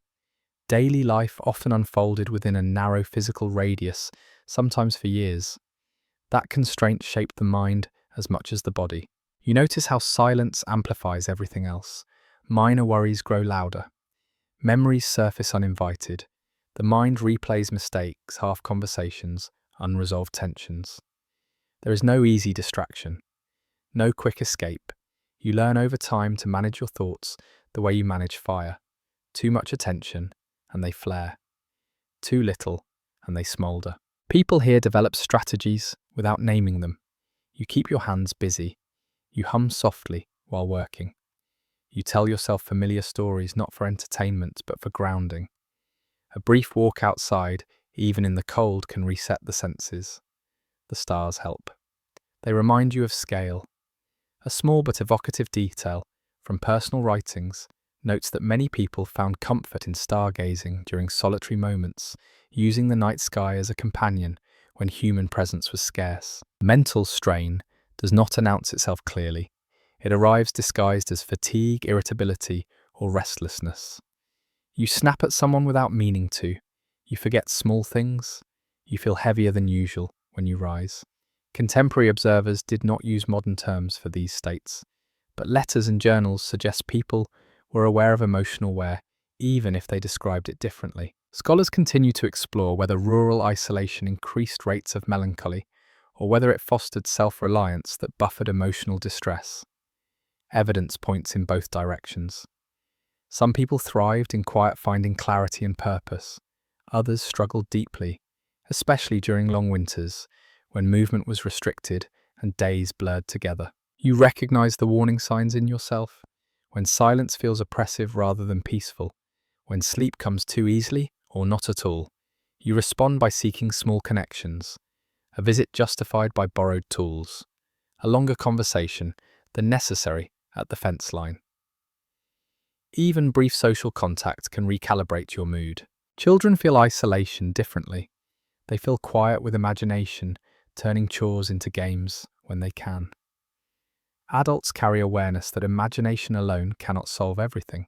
Still, you sometimes borrow a little of that lightness when the weight grows too heavy. You also understand that isolation sharpens perception. Alone you notice details others miss, changes in weather, shifts in animal behavior, the subtle mood of the house. This awareness can be useful. It can also become exhausting. Balance is hard to maintain. As evening deepens, you light a lamp or sit closer to the fire, narrowing the world to a manageable size. The glow defines edges. Shadows retreat. You choose where to place your attention. This act feels small, but it matters. Control over environment becomes control over thought. You think briefly of distant places you have heard about but never seen, towns with streets full of voices, ships crossing oceans. News arrives slowly, but imagination travels faster. Sometimes that thought brings comfort, sometimes it brings restlessness. You let it pass. When sleep finally comes, it does not erase isolation, it suspends it. Tomorrow will bring interaction again. Work will require coordination. Voices will return. For now you accept the quiet as part of the cost of this life. You lie still listening to your own breathing and let the night hold you. Isolation here is not an enemy, but it is a force that must be acknowledged and managed. You have learned how, mostly, and tonight that is enough. When morning comes again, it brings with it the slow drip of information. News does not arrive here in bursts or headlines. It seeps. It travels by foot, by horse, by voice, shaped by distance and memory before it ever reaches you. You learn early not to expect immediacy. What you hear today may have happened weeks ago, sometimes months. You pause when someone mentions a rumour in passing, a change in prices at a distant market, a conflict somewhere far away, a new law rumoured to be coming. You listen carefully, but you do not react quickly. In this time, information must be weighed as much as it is received. One broadly recognised historical reality is that most ordinary Americans in the 19th century relied on word-of-mouth letters and occasional newspapers for news, with significant delays that shaped how events were understood and responded to. A letter arrives rarely, but when it does, it becomes an event. You hold it for a moment before opening it, feeling its weight. Paper is thin, ink sometimes smudged. The handwriting tells you as much as the words. A hurried scrawl suggests urgency. Careful lines suggest control. You read slowly, sometimes aloud, letting each sentence settle. Letters are read more than once. They are kept. They become objects of reference long after their contents are no longer current. Newspapers, when available, are shared widely. One copy might pass through many hands, each reader adding interpretation. Articles are read aloud in kitchens or at gathering points, often followed by discussion. Accuracy matters, but relevance matters more. A story about distant politics might be interesting, but news about weather patterns or crop conditions feels urgent. Scholars still debate how informed rural populations truly were about national events, but evidence suggests awareness existed, filtered through local priorities. You also know how easily information distorts. A story retold gains emphasis. Details blur. Motives are guessed at. You learn to recognize exaggeration by tone rather than content. Excitement often signals unreliability. Calm delivery carries more weight. This skill develops quietly over time. There is a rhythm to news consumption that mirrors the seasons. Winter brings more conversation, more storytelling, more speculation. Summer compresses communication into brief exchanges between tasks. Time itself feels different depending on workload. Events that might feel urgent elsewhere stretch out here, losing some of their intensity by the time they arrive. You are aware that what you do not know can be as important as what you do. Ignorance offers a strange kind of peace. Some threats remain distant because they are undefined. Some opportunities pass unnoticed. You accept this trade without fully articulating it. A curious detail from personal journals notes that many people kept informal calendars of remembered events rather than dates marking time by harvests, births, deaths, or notable storms. News fit into these mental frameworks rather than chronological order. Memory organized information more than clocks did. You share what you hear selectively. Not everything needs repeating. Some news unsettles more than it helps. You choose words carefully, especially around children or those already burdened. This quiet filtering is another form of caretaking. As the day moves on, the news you heard settles into the background. It does not demand immediate action. Work resumes, tools are lifted, meals are prepared, life continues at its own pace. Information here rarely interrupts routine. It adjusts it slowly, if at all. You think briefly about how different This feels from places where news arrives constantly demanding reaction. Here, distance softens urgency. Reflection comes before response. Whether this is a disadvantage or a blessing remains an open question among those who study the period. By evening, the words you heard earlier feel less sharp. They have found their place among other concerns. You may mention them again tomorrow, or you may not. Either way, the world beyond your immediate surroundings remains partially imagined. As you sit near the fire, you realize that time here stretches and compresses in ways that are hard to explain. The past lingers. The future approaches slowly. News drifts between them, carried by voices rather than wires. You lean back, letting the quiet reclaim the room. What you know is enough for now. Tomorrow will bring more information, or it will not. Either way, the day will ask the same things of you, as always. You allow the thought to fade and let rest settle in, trusting that when something truly urgent arrives, it will make itself known in time. When the work finally loosens its grip in the late hours of the day, what remains is not boredom, but a thin pocket of time, where effort pauses without fully disappearing. Entertainment, if you can call it that, does not arrive as escape. It arrives as extension. Life does not stop being life just because the sun is low. You sit where the light is best, close to the hearth, or a small lamp trimmed carefully to save oil. Shadows move gently along the walls. This is when stories surface, not because anyone planned them, but because quiet invites memory. Someone begins speaking about a person long gone. Another adds a detail. The story grows slowly, shaped by repetition rather than invention.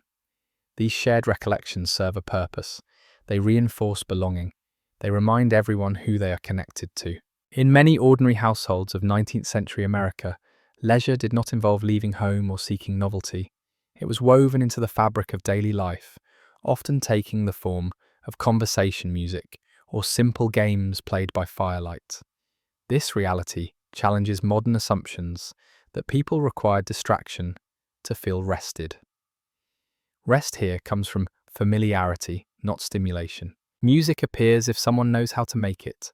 A fiddle pulled from its case, a harmonica passed hand to hand. Singing without accompaniment is common. The voice fills space cheaply and effectively. Songs repeat because repetition is comforting. New tunes are rare and treasured. You notice how children learn lyrics long before they understand meaning. The rhythm settles first, understanding follows later. A curious detail from rural accounts mentions that many families associated specific songs with particular tasks or seasons, singing them automatically when conditions matched memory. Music becomes a calendar of sorts, marking time emotionally rather than numerically. You also find entertainment in making things, whittling wood into something useful or not, mending a tool handle while talking, spinning thread. These activities occupy the hands and free the mind just enough to relax. The satisfaction comes not from finishing quickly, but from the gentle narrowing of focus. Laughter appears unexpectedly. A small joke lands. Someone exaggerates a familiar event. Humour here is dry, often self-directed. It does not interrupt the calm, it deepens it. Scholars continue to explore how humour functioned as a coping mechanism in high-labour societies, and personal writings suggest it was subtle but essential. There is reading if someone can manage it, and the light allows. Books are precious and few. Pages are reread until edges soften. Stories are known by heart long before the final page wears out. Reading aloud turns a solitary skill into a shared experience. You listen even if you have heard it before. The cadence matters more than surprise. You notice how entertainment here never fully pulls attention away from reality. A child nods off mid-song. Someone pauses to tend the fire. A tool is adjusted absent-mindedly. The boundary between work and rest remains porous. This blending prevents complete mental withdrawal, but it also avoids the jolt of transition that makes rest feel temporary. As the evening deepens, energy fades naturally. No one pushes to stay awake. There is no reason to. Sleep is not postponed for pleasure. It arrives when the body decides it has had enough. Lamps are dimmed early. Conversations taper rather than end. You feel your own thoughts slow. The steady presence of others, even without conversation, feels grounding. Solitude earlier sharpened edges. Shared quiet smooths them again. This balance repeats daily shaping emotional rhythm.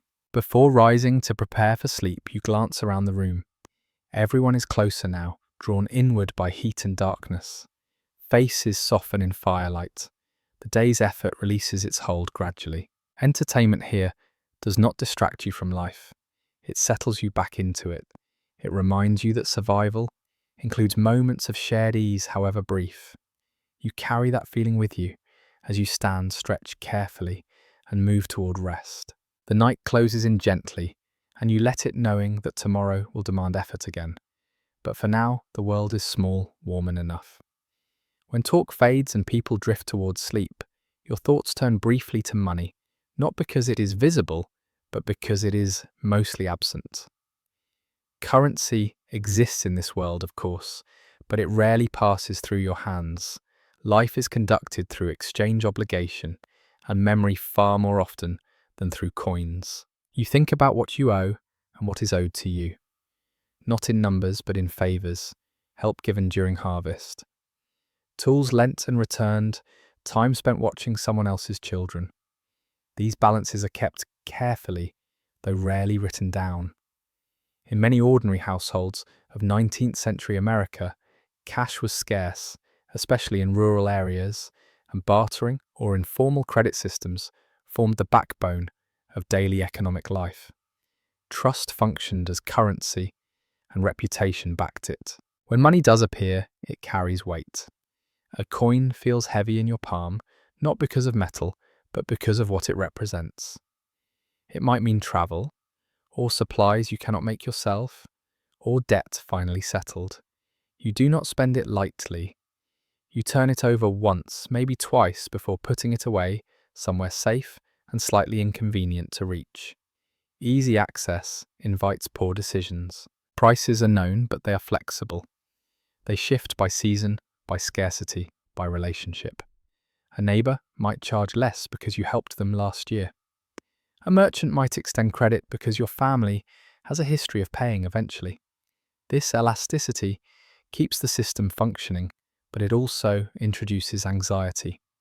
You must remember who knows you and how well. A small but revealing detail from account books of the period shows that many families tracked debts in simple ledgers, with names and brief notes rather than exact sums, suggesting that the relationship mattered as much as the amount. Memory filled in the rest. Forgetting was not an option. You are careful about borrowing. Borrowing feels heavier than spending what little you have.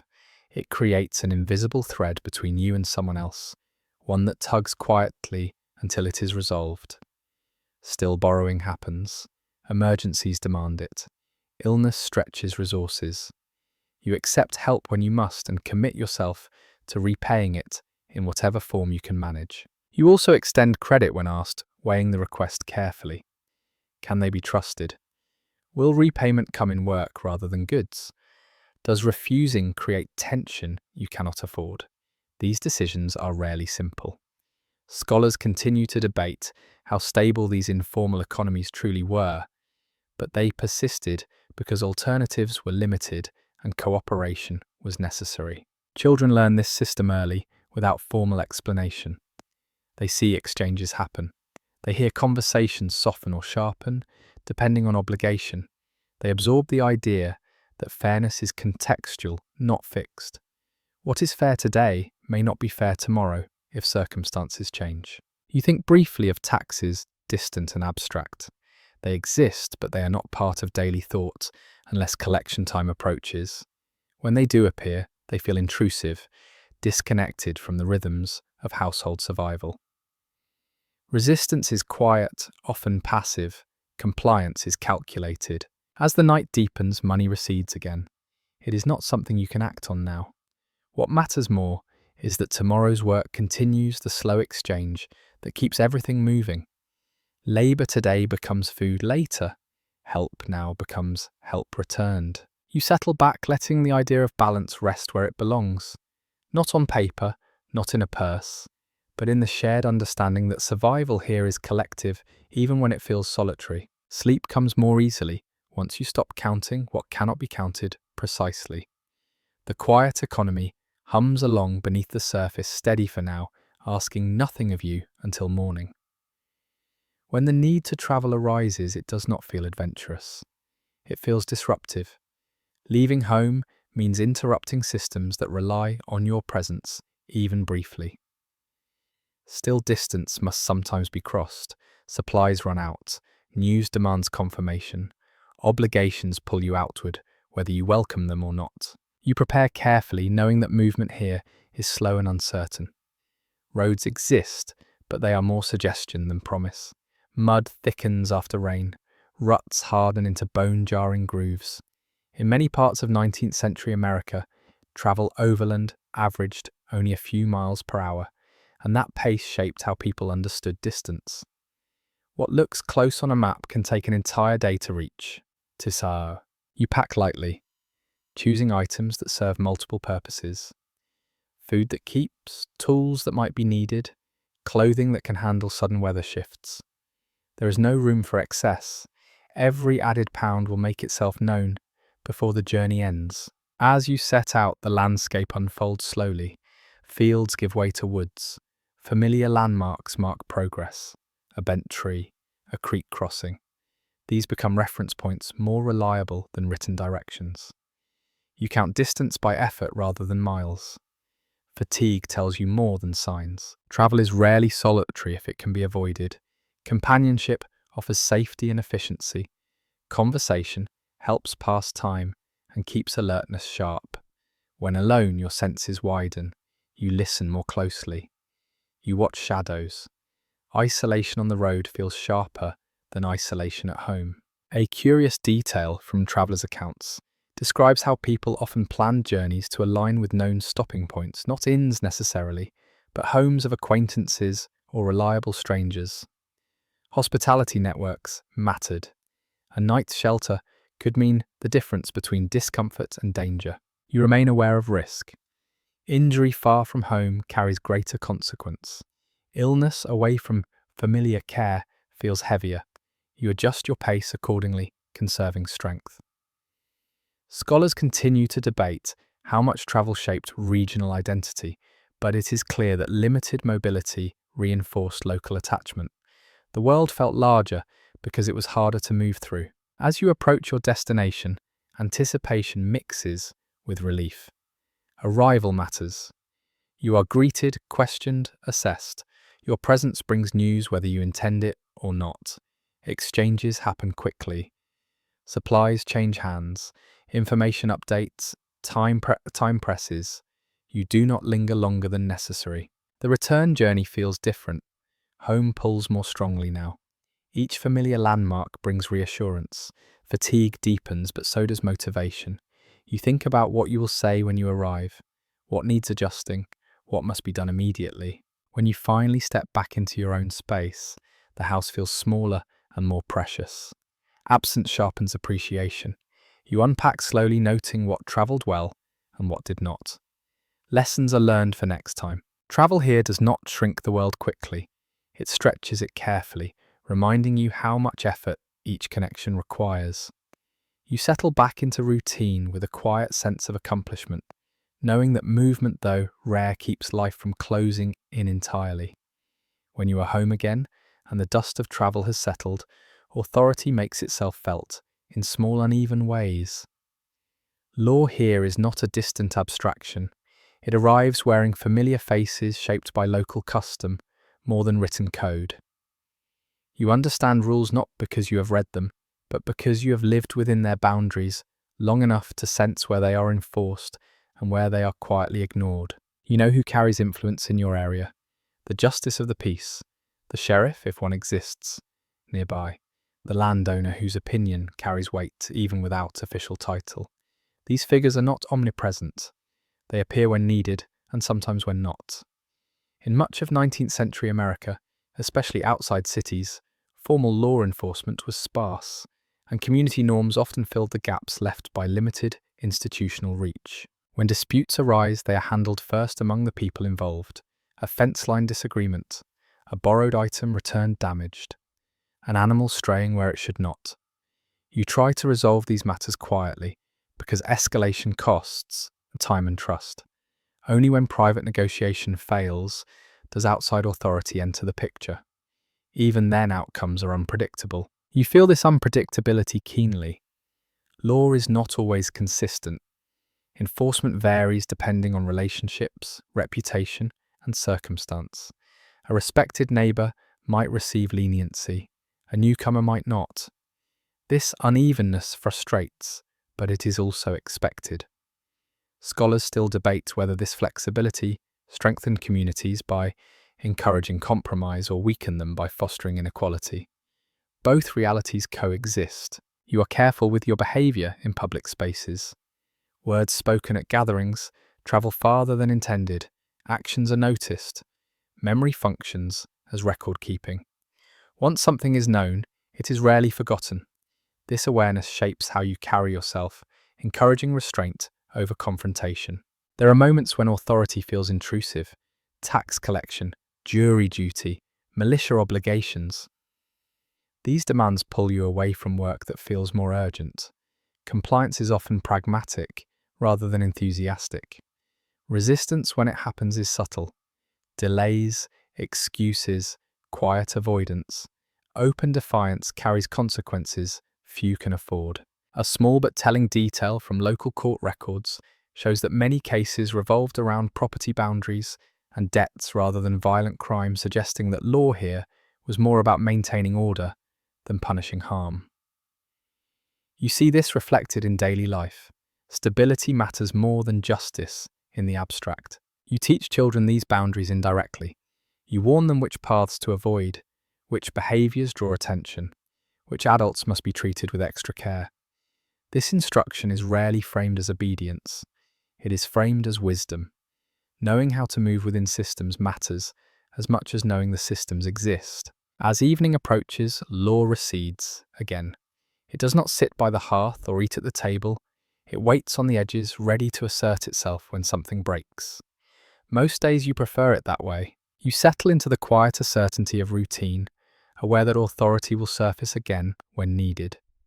Until then, you govern yourself, guided by habit, reputation, and the shared understanding that keeping peace is often more valuable than being right.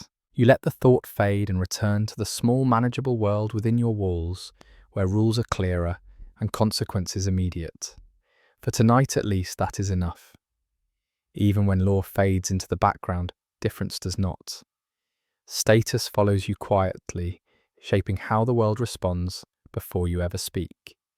You feel it in the way eyes linger or slide past, in the tone of voices, in who is believed and who must prove themselves again and again.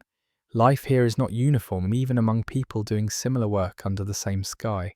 Race, class, and origin matter in ways that are both obvious and subtle.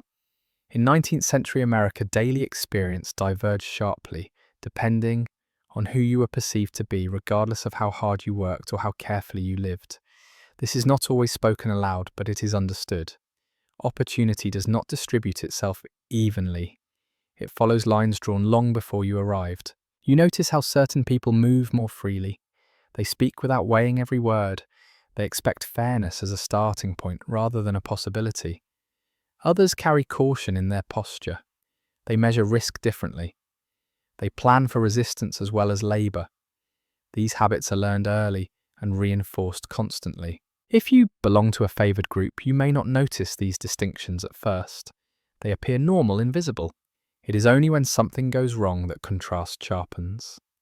A dispute handled quickly for one person stretches endlessly for another. A mistake forgiven here becomes a permanent mark there.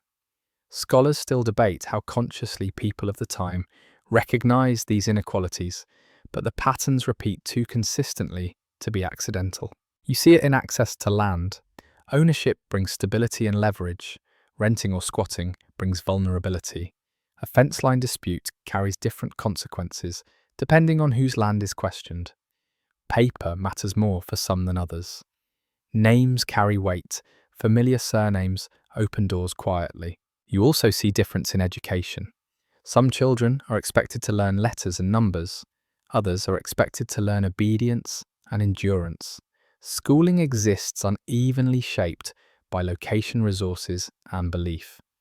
Learning happens everywhere, but formal instruction is not equally available. This shapes futures long before choices feel like choices. A telling detail from local accounts describes how seating arrangements at gatherings often reflected unspoken hierarchies, with certain families occupying central spaces while others remained at edges. No one announced this. It simply happened and everyone noticed. You navigate these realities carefully. You know when to speak and when silence protects you better. You know which alliances offer safety and which bring risk. Adaptation becomes second nature. This awareness is not weakness, it is intelligence shaped by environment. For those pushed to the margins, resilience takes different forms.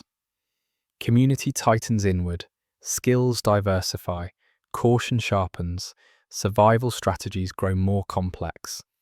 Historians still argue whether marginalization fostered stronger internal bonds or increased isolation, but evidence suggests both occurred often simultaneously. As the day moves on, these differences remain present but unremarked. They do not interrupt routine, they inform it. You carry them the way you carry knowledge of weather or terrain, adjusting course without complaint. When evening comes and the household gathers again, status fades slightly within the shared space. Hunger levels, fatigue equalizes, firelight softens distinctions. For a few hours, effort matters more than identity. You hold on to that balance quietly, aware that tomorrow the larger world will reassert itself. But for now, within these walls, you allow yourself to exist without constant calculation.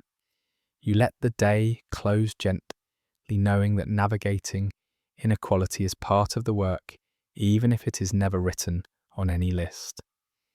Even when the household settles into its familiar rhythm, there are lives unfolding nearby that follow a very different logic, pressed into the same landscape, but denied the same choices. You are aware of them, whether you speak of them openly or not. Their presence is woven into daily routines, shaping the moral atmosphere in ways that are uncomfortable, unresolved, and impossible to ignore. In many parts of 19th century America, enslaved people lived and worked within sight of ordinary free families, especially in the South, while in other regions, free black communities, indigenous people, and other marginalized groups occupied positions of constant vulnerability. This is a central historical reality of the period. The ordinary life you experience does not exist in isolation. It is built alongside and sometimes on top of other people's unfreedom. You notice how certain labour looks familiar, but carries a different weight. The same fields, the same tools, the same exhaustion. Yet the outcome is not autonomy or security. It is extraction. You feel the tension of this knowledge even if you do not articulate it. Silence becomes a way of moving through a reality that offers no clean resolution. You hear stories that circulate quietly. People sold away from families. Children separated without explanation. Promises made and broken without consequence. These accounts arrive indirectly, often softened in the telling, but their outlines remain clear. Scholars continue to debate how much ordinary citizens understood about the full brutality of slavery and forced labour, but proximity made ignorance difficult to maintain. In free states, marginalisation takes other forms: legal restrictions, limited access to land, constant scrutiny. You see how some people must carry proof of freedom with them, while others move unquestioned. This imbalance affects daily decisions: where to travel, when to speak, how visible to be. Survival here requires constant awareness. There are moments of interaction that feel almost normal: shared work, brief conversation, mutual assistance during emergencies. These moments complicate the picture without resolving it. Humanity persists even inside unjust systems, but it does not erase them. A small but telling detail from personal recollections notes that some families quietly exchanged food or help across these divides, acts that felt necessary but risky. You also observe how law enforces difference. Protection applies unevenly. Punishment arrives swiftly for some and hesitantly for others. Complaints are heard selectively. This reinforces the sense that justice is not neutral. It is directional. It flows toward power. You wrestle privately with what this means for your own life. Benefit and harm are not always neatly separated. Comfort here may coexist with someone else's suffering. This awareness settles uncomfortably, especially in quiet moments. Historians still argue whether moral resistance was limited by fear or dulled by normalization. But the emotional burden is evident in the way people avoided certain topics while obsessing over others. Children absorb these contradictions early. They ask questions that adults answer carefully or not at all. Over time, they learn which questions to stop asking. This learning shapes conscience in complex ways, narrowing empathy in some directions while deepening it in others.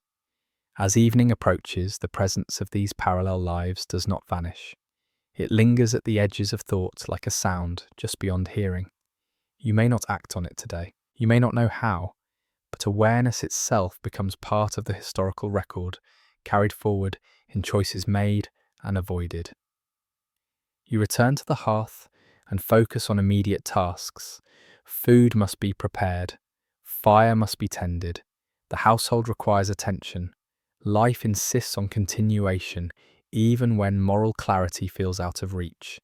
As darkness settles, you allow yourself a moment of honesty. Ordinary life here is not innocent. It is layered, compromised, and deeply human. You sit with that complexity, letting it exist without resolution. The night grows quieter. Tomorrow will demand work again, and these questions will recede, though they will not disappear. You lie down knowing that history is not only made by dramatic acts, but by the daily coexistence of comfort and injustice endured and rationalized in equal measure.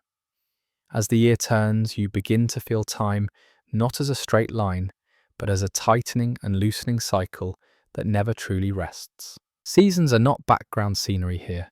They are instructions. Each one arrives with expectations, and each one leaves consequences behind. You adjust your pace accordingly, sometimes willingly, sometimes with reluctance. Spring brings urgency, disguised as hope. The ground softens just enough to be worked, and suddenly every delay feels dangerous. You move faster than your body would prefer, driven by the knowledge that missed timing cannot be corrected later.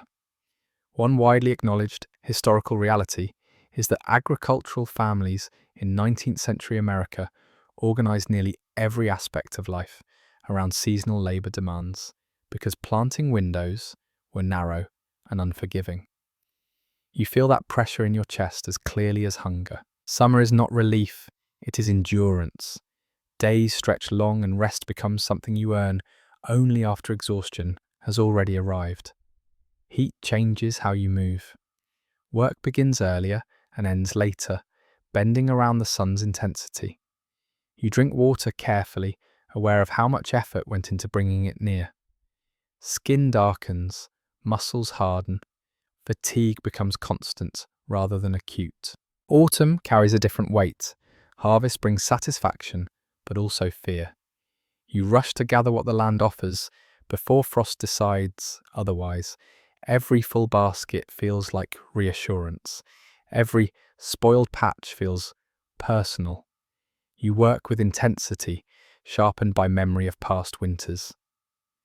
Scholars continue to debate how predictable harvest outcomes truly were given local knowledge, but from your perspective, uncertainty always feels close. A curious detail from farm journals of the era mentions that many families marked the first hard frost with a kind of silent ritual, pausing briefly to acknowledge that one chapter had closed and another had begun. You do not call it ritual, but you feel the shift. The air smells different. Sound carries farther. The world prepares to contract. Winter arrives not all at once, but in negotiations. A cold night here, a storm there. You adjust incrementally. More layers, more wood burned, less movement after dark. Exhaustion accumulates differently, now less explosive, but more persistent. Work does not stop, it narrows. Chores become heavier because the cold resists every motion. You notice how the household changes with the seasons. In summer, people scatter outward. In winter, they fold inward. Tempers shorten when bodies are confined. Illness spreads more easily. Silence stretches longer. Mental strain increases alongside physical wear. Historians still argue whether winter isolation intensified emotional hardship or strengthened family bonds, but both outcomes appear repeatedly in personal accounts. Your body becomes a calendar. Old injuries ache predictably before storms. Energy levels dip at certain points each year. You learn to trust these signals. They help you plan when tools and almanacs fall short. This embodied knowledge passes quietly between generations, rarely written down, but carefully observed. You also notice how seasons shape memory. Certain smells pull you backward instantly. Fresh cut hay recalls summer labour. Smoke-heavy air recalls winter evenings. These associations anchor time more reliably than dates. A small but telling detail from diaries shows that people often remembered events by what season they occurred in rather than the year itself. There is no true off-season, only shifts in intensity. When fields rest, tools demand attention. When daylight shrinks, indoor labour expands. Spinning, mending, planning, teaching. The work adapts, but it never disappears. Exhaustion becomes a background state rather than a crisis. You learn to measure effort carefully. Pushing too hard in one season steals strength from the next. Over time, you develop a sense of sustainable fatigue, enough work to survive. Not so much that collapse becomes inevitable. This balance is hard-won and easily lost. As another year edges forward, you reflect briefly on how little choice you feel you have in this rhythm. Yet there is also comfort in its predictability. You know what is coming, even if you do not know exactly how it will unfold. The seasons demand respect, but they also offer structure. When night falls during winter earlier and heavier, you sit close to the fire and let the cycle slow you. Tomorrow's tasks are already decided by the time of year. You do not have to invent purpose, it arrives with the weather. You breathe in, listening to the quiet creak of the house, adjusting to cold. Outside, the land rests, gathering strength for the demands that will return. Inside, you do the same, whether you realize it or not. The seasons will continue their rotation long after individual struggles fade. You accept this not with resignation, but with a kind of steady resolve. Life here is exhausting, yes, but it is also patterned, and within that pattern, you have learned how to endure. As the seasons cycle and the body learns their rhythm, your attention turns naturally to the objects that make endurance possible. Tools surround you quietly, leaning against walls, resting on shelves, lying where they were last set down. They are not dramatic. They do not announce themselves. And yet without them, nothing moves forward. You reach for a familiar handle and feel how perfectly it fits your grip. Wood smoothed by years of use, shaped more by hands than by any craftsman's original intent. Tools here are not accessories. They are extensions of the body responding to pressure, angle, and intent with an intimacy that feels almost alive. In ordinary 19th century households, tools were often handmade, repaired repeatedly, and used across generations, creating a continuity of labour that linked past and present through touch. You know which blade needs sharpening and which can wait another day. You sense when a handle is about to split long before it actually does. These judgments come from attention, not instruction. There is pride in keeping tools working, but it is practical pride. A broken tool slows everything. A well-maintained one saves energy you cannot afford to waste. You pause to repair something small, a loose head tightened, a crack bound with wire or wrapped carefully with leather. These fixes are not temporary in your mind. They are simply the next stage in an object's life. A quirky detail from rural records mentions that some families named particularly reliable tools, speaking of them almost as companions rather than possessions. Whether affectionate or humorous, this habit reflects how deeply integrated these objects were into daily survival. You also adapt tools to new purposes without hesitation. A knife becomes a lever, a hoe serves as a measuring stick. Ingenuity matters more than specialization. Owning fewer objects forces creativity. Scholars continue to discuss how this improvisational use of tools shaped problem-solving skills, but evidence suggests it fostered a flexible mindset that prized function over form. Children learn tools gradually, first by watching, then by mimicking under supervision. Their early efforts are clumsy, but you do not rush them. Respect for tools is learned alongside skill. Mishandling invites injury. Carelessness costs time. You teach by example more than warning. You notice how tools mark the passage of time. A blade ground thinner over years, a handle darkened by sweat and weather. These changes are not flaws. They're records. When something finally fails beyond repair, it feels like a small loss. Replacement is not guaranteed. You store broken pieces carefully, knowing parts may be reused later. There is also social meaning attached to tools. Lending one signals trust. Receiving one carries responsibility. Returning it promptly and in good condition reinforces reputation. A damaged tool returned without explanation can strain relationships more than words ever could. As the day winds down, you clean what you used, wiping dirt and moisture away before setting tools back in their places. This ritual is calming. It closes the loop of effort. It prepares you for tomorrow without requiring thought. You step back and look at the quiet arrangement of wood and iron. Nothing here is ornate. Everything here is necessary. These objects have shaped your posture, your strength, your habits. They have shaped your life as much as the land and the seasons. When night comes and your hands rest idle for a while, you still feel the echo of tools in your muscles. Grip remembered, weight anticipated. This memory lingers into sleep, a reminder that even rest is framed by readiness. You lie down knowing that tomorrow the same tools will be there, waiting patiently. They will not fail you if you do not fail them. In this mutual reliance, you find a small, steady reassurance. Weather does not announce itself politely. It intrudes, negotiates, tests, and sometimes overwhelms. You feel it long before it becomes dramatic, in the way the air tightens, in how sound carries differently, in the subtle pressure behind your eyes. The sky here is not scenery, it is instruction. You step outside and tilt your head slightly, reading cloud movement the way others read print. High and thin means one thing. Low and heavy means another. Wind direction matters more than colour.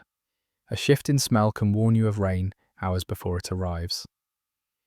One firmly established historical understanding is that ordinary families in the 19th century depended on close weather observation because forecasts as we know them did not exist. Survival required attention. You plan your day around these signals instinctively. Laundry is hung only when the air feels right. Crops are tended differently depending on humidity. Travel is postponed without hesitation if the sky suggests trouble. Weather decides what is possible, and you have learned not to argue with it. Rain is both gift and threat. You welcome it cautiously. Too little, and the land suffers. Too much and everything rots. You adjust drainage. You reinforce roofs. You move tools under cover before the first drops fall. These preparations feel automatic, but they are the result of many past mistakes. Storms bring a particular kind of tension. Thunder rolls in, slowly testing nerves. Lightning flashes remind you how exposed everything really is. You gather people inward. Animals are secured. Fires are managed carefully. A curious detail from household accounts notes that some families place metal objects near doors or windows during storms, believing they drew danger away. Whether symbolic or misguided, these actions offered a sense of participation in events otherwise uncontrollable. Cold is a quieter adversary. It seeps rather than strikes. You feel it in stiff fingers, shallow breath, slower movement. Cold punishes carelessness. Forget gloves once and you lose feeling. Delay feeding animals and consequences multiply. You learn to layer actions, the way you layer clothing, building protection, gradually. Heat brings its own discipline. Work slows or shifts earlier. Water is rationed carefully. Shade becomes valuable space. Tempers shorten as bodies tire. Scholars continue to debate whether extreme heat influenced productivity and health outcomes more than cold, but personal accounts suggest both tested endurance in different ways. You notice how weather shapes emotion. Long stretches of rain dull energy. Clear days lift spirits unexpectedly. Storm damage brings quiet frustration rather than anger. You accept these shifts without analysing them. They feel natural. Children learn weather awareness early. They know when to stay close and when freedom expands. They sense danger without being told. This education happens through exposure rather than explanation. Over time, they absorb respect rather than fear. As seasons change, weather patterns grow familiar but never predictable. You remember years when expectations failed. Late frosts, unseasonable heat, floods that erased work in hours. These memories temper optimism. Hope remains, but it is cautious. When evening approaches after a difficult weather day, the house feels smaller, tighter. Everyone gathers closer. Firelight softens edges. Outside, the elements continue their work without regard for comfort. Inside, you create a pocket of stability as best you can. You sit and listen to rain on the roof or wind in the trees. These sounds are not soothing by default. They carry information. You judge intensity, you estimate damage, you plan repairs before sleep even comes. Eventually, exhaustion wins. Weather may rage or whisper outside, but your body demands rest. You lie down knowing that tomorrow will bring assessment. What survived? What needs fixing? What must be adapted? Weather here is not background noise. It is a constant partner, sometimes generous, sometimes harsh. You have learned to move with it rather than against it. That skill, more than strength or luck, keeps ordinary families alive. You breathe slowly, letting the night settle. Whatever waits outside will still be there in the morning. You will meet it then as you always do. As years accumulate quietly, you begin to feel age not as a number, but as a redistribution of effort. Tasks that once belonged to you move almost without discussion into other hands. You still work, you always work, but the shape of that work changes, narrowing in some places and deepening in others. You notice it first in the morning. Rising takes a moment longer. Joints negotiate before agreeing to bear weight. The body does not rebel, it simply asks for consideration. In 19th century America, growing old rarely meant retiring from labour entirely. Most people worked as long as they were physically able because there was no system designed to support inactivity. Contribution was expected until it was no longer possible. You shift toward tasks that require knowledge rather than strength. Watching, advising, repairing smaller things, caring for children while others work the fields. These roles carry less visible effort but no less importance. You recognize problems before they grow. You remember what failed before and why. This memory becomes your most valuable tool. There is dignity in this transition, but also unease. Identity here is tied closely to usefulness. When the body begins to limit you, questions surface quietly. How long before you are more burden than help? How long before you must ask instead of offer? These thoughts come uninvited, especially at night. You observe how others age differently. Some remain strong well into later years. Others wear down early from injury or illness. Hard labour accelerates aging unevenly. Exposure matters. Luck matters. Scholars continue to debate average life expectancy versus lived experience.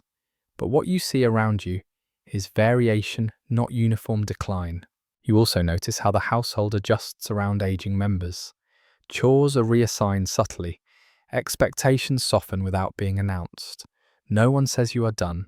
They simply begin doing things for you before you realize you need it. This kindness can feel comforting and unsettling at the same time. Illness becomes more frequent. Recovery slows. A cold lingers. A fall takes longer to heal. You learn to pace yourself carefully because overexertion costs more. now. You rest without apology, but you do not linger. Rest here is strategic, not leisurely. There is also authority that comes with age. Younger people listen when you speak, especially if your advice has proven reliable before. You do not need to raise your voice. Experience gives weight to quiet words. A small but telling detail from family recollections notes that elders often mediated disputes, not because they were neutral, but because they remembered what happened the last time tempers ran unchecked. You teach more now, not formally, through stories, through correction offered gently, through example. You notice children watching you closely, absorbing not just skills but attitudes. How you handle frustration, how you recover from mistakes. Aging turns you into a reference point, whether you intend it or not. Dependence, when it arrives, is gradual. You accept help first for small things, carrying heavy loads, reaching high shelves. Over time, assistance expands. This transition is not marked by ceremony.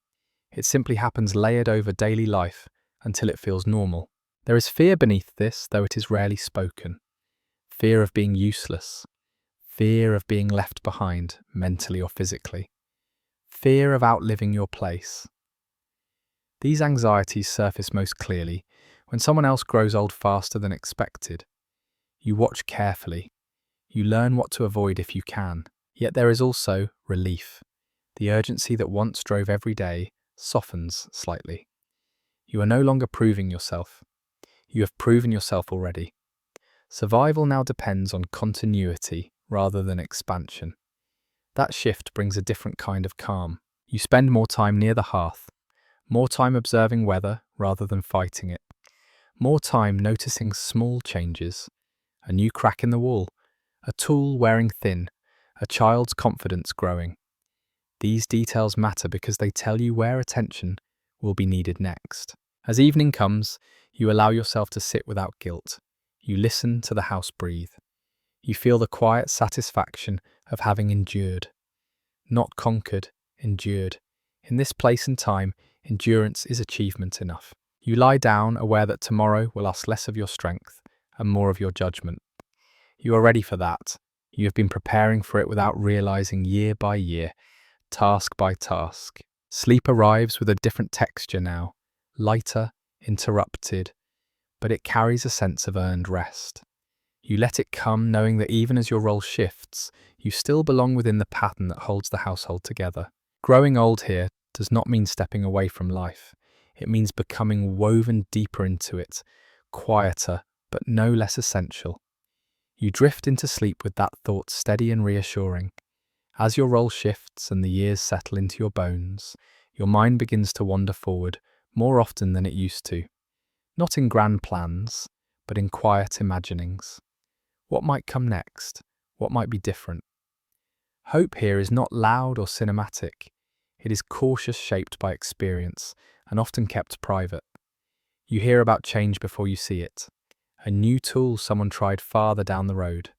A machine rumoured to save time, though no one you know owns one yet.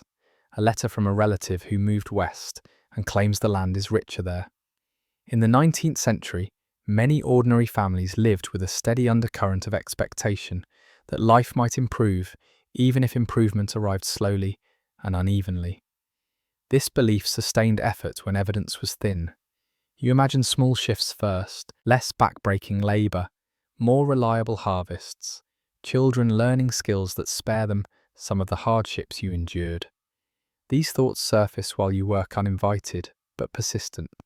You do not dwell on them long. Dwelling distracts, still they return. There is talk sometimes of opportunity elsewhere. New towns forming, land opening up, wages offered for work that does not depend on weather alone. You weigh these ideas carefully. Leaving home carries risk equal to staying. You know people who left and never returned. Some prospered, some disappeared into stories that ended abruptly. Scholars still debate whether westward movement improved average living standards or merely redistributed hardship, but from where you stand, every choice feels like a gamble.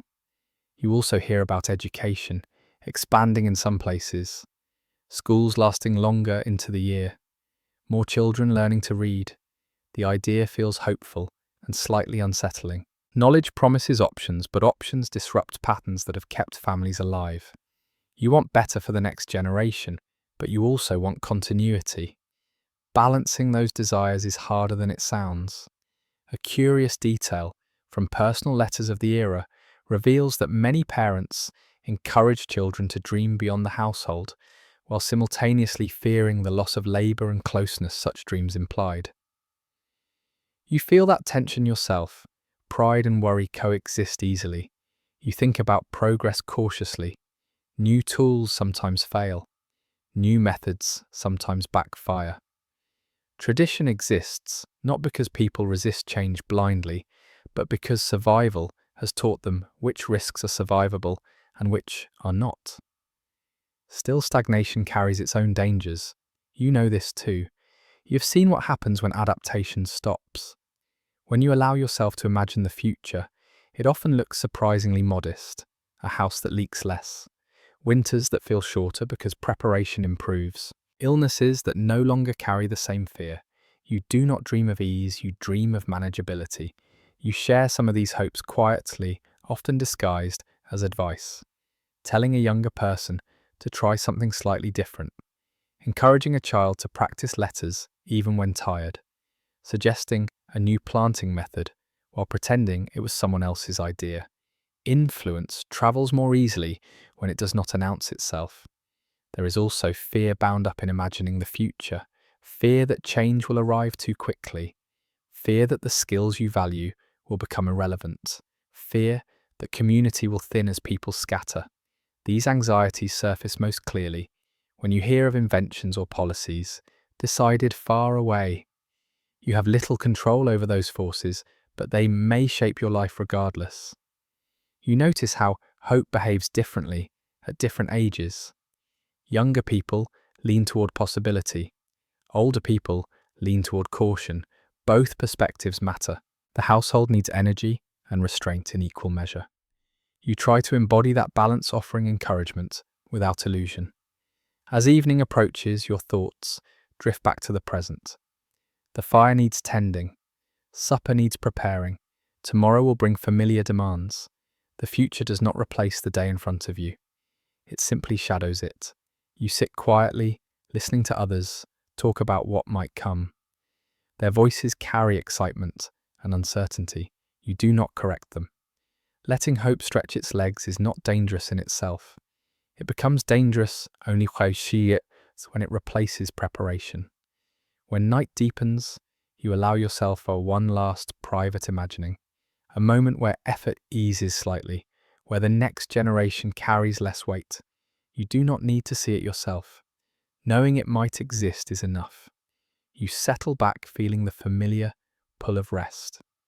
Dreams here are not escapes, they are extensions of waking life shaped by the same boundaries and beliefs. You let them form gently without demanding clarity.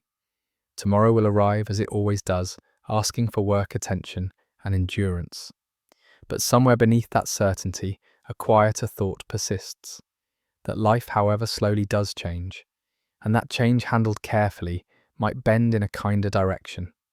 You close your eyes and let the thought fade into sleep, holding on to hope, not as expectation but as possibility. Change rarely announces itself with ceremony. It arrives sideways, almost apologetically, slipping into routines before anyone agrees on what it means. You notice it first not in your own house, but in small disruptions around you. A neighbour replaces a familiar tool with something new. A journey that once took days now takes slightly less. A child speaks about possibilities that did not exist when you were young. You feel these shifts more than you analyse them. The rhythm of daily life remains mostly intact, but the edges begin to blur. Tasks that once defined identity loosen their grip. New skills quietly gain value. In the later 19th century, ordinary families began encountering early industrial goods, expanding rail lines and changing markets, even in places that still felt overwhelmingly rural. These developments did not erase old ways overnight, but they pressed against them steadily. You notice how younger people adapt faster. They ask fewer questions about why things must be done a certain way. They are less attached to the exact sequence of steps you memorized through repetition. This does not feel like disrespect. It feels like momentum. Still, it leaves you slightly unsteady, as if the ground has tilted just enough to notice. There is debate among historians about whether these gradual changes felt exciting or threatening to those living through them. From your perspective, they feel like both at once. Opportunity glimmers, but so does risk. When systems change, the margin for error shifts, and those who misjudge it can fall hard. You hear of people leaving familiar trades, farming families sending children to towns, craft skills losing value as manufactured goods become more common. A quirky but revealing detail from the period is that some households kept handmade items long after cheaper factory versions were available, not because they were better, but because they represented competence and memory. You adjust in small ways. You listen more than you speak. You test new methods cautiously, often alongside old ones, rather than replacing them outright. This layering feels safer. If the new fails, the old remains. Adaptation here is incremental, not revolutionary. There is also a sense of narrowing time. You become aware that not every change is meant for you to master. Some are for the next generation to carry forward. Accepting this is not resignation, it is realism. You focus on what still needs your attention and let the rest pass by with curiosity rather than resistance. You offer perspective when asked. You remind younger people that progress solves some problems and creates others. You encourage them to keep what works and question what does not. This guidance is rarely dramatic. It is offered over meals during shared work, in moments that feel unimportant at the time. As evening comes, you reflect on how much has already changed without you fully noticing. The past you remember was itself once unfamiliar. This realization softens anxiety. Change feels less like invasion and more like continuation. You sit by the fire and watch the flames move differently than they did years ago. Or perhaps they do not. Perhaps you are the one who has changed. The distinction matters less than it once did. When night settles, you feel the quiet presence of transition. Not an ending, not a beginning, something in between. Life here has always been about adjusting to forces larger than yourself. Change is simply another one of those forces. You prepare for rest, knowing that tomorrow will look much like today, and yet not exactly. Small differences will accumulate. They always do. You accept that with a calm you could not have managed earlier in life. You lie down with the sense that you are standing at the edge of something you will not fully see, but will help shape nonetheless. That feels like enough. Night arrives with a familiarity that feels almost kind. By now, darkness is not an interruption, but a companion arriving on schedule, asking little of you beyond stillness. You move through the final motions of the day, slowly, deliberately aware that this closing rhythm matters just as much as the morning's beginning. You bank the fire, carefully choosing pieces of wood that will last without flaring. Too much heat wastes fuel, too little invites cold before dawn. This balance has been learned over years, adjusted by instinct more than calculation. In ordinary 19th century households, the final tending of the hearth was one of the most quietly important tasks of the day, because the night offered no easy corrections once sleep took hold. You look around the room one last time. Tools are where they should be. Doors are secured. Water is within reach. The house feels settled, as if it too is preparing to rest. Outside, the world has narrowed to sound and shadow. Wind in trees, an animal calling briefly, then falling silent. The land exhales.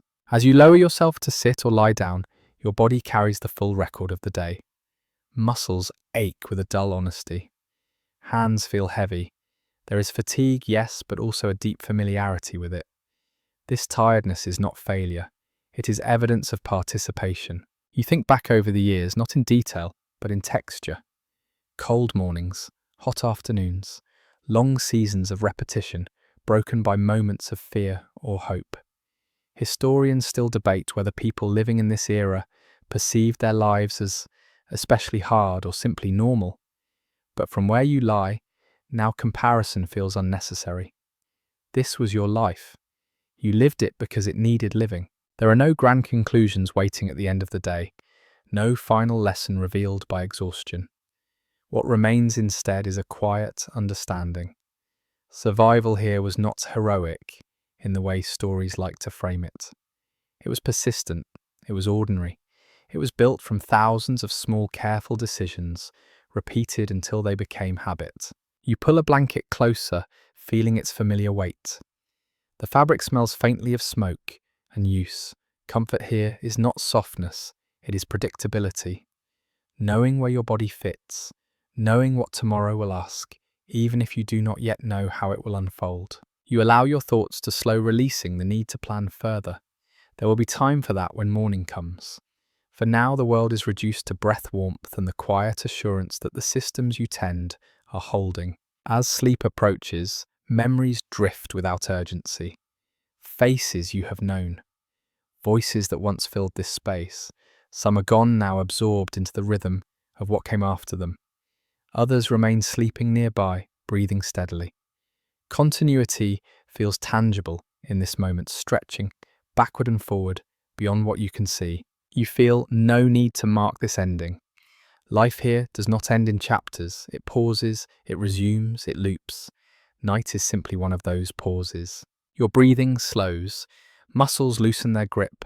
The fire settles into a low, steady glow. Outside, the land rests under darkness, gathering itself for the next cycle. You let yourself drift, held by the same patterns that have carried you through every other night. The work will return, the seasons will turn. Change will continue its quiet work at the edges. For now, none of that demands your attention. Sleep arrives gently, not as escape, but as continuation. And in this small, ordinary moment, that is enough. The room grows softer as you sink further into rest. Sounds blur at the edges, no longer asking to be identified or judged. The fire's quiet breath becomes a steady pulse, something you no longer need to monitor. It will hold. It always does. Your body releases the day one sensation at a time. The weight in your shoulders eases.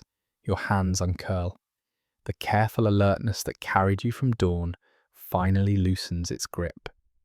You have done what needed doing.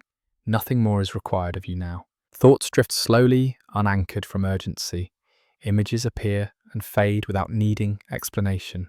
A field at rest, a table cleared, a door closed gently against the night. These are not memories to analyze. They are impressions floating past like leaves on still water. Breath deepens, finding its own rhythm. In and out. Warmth spreads evenly, no longer contested by cold. The world feels contained, manageable, held within the simple boundaries of this moment. You're safe enough, fed enough, warm enough. That is all this life ever truly asked for at the end of the day. Outside, time continues, but it no longer presses. Inside, rest settles fully, like snow falling without wind.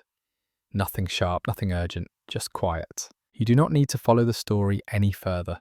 It will be here again tomorrow, waiting patiently where you left it. For now, let the darkness do its work. Let sleep take over gently. Sweet dreams.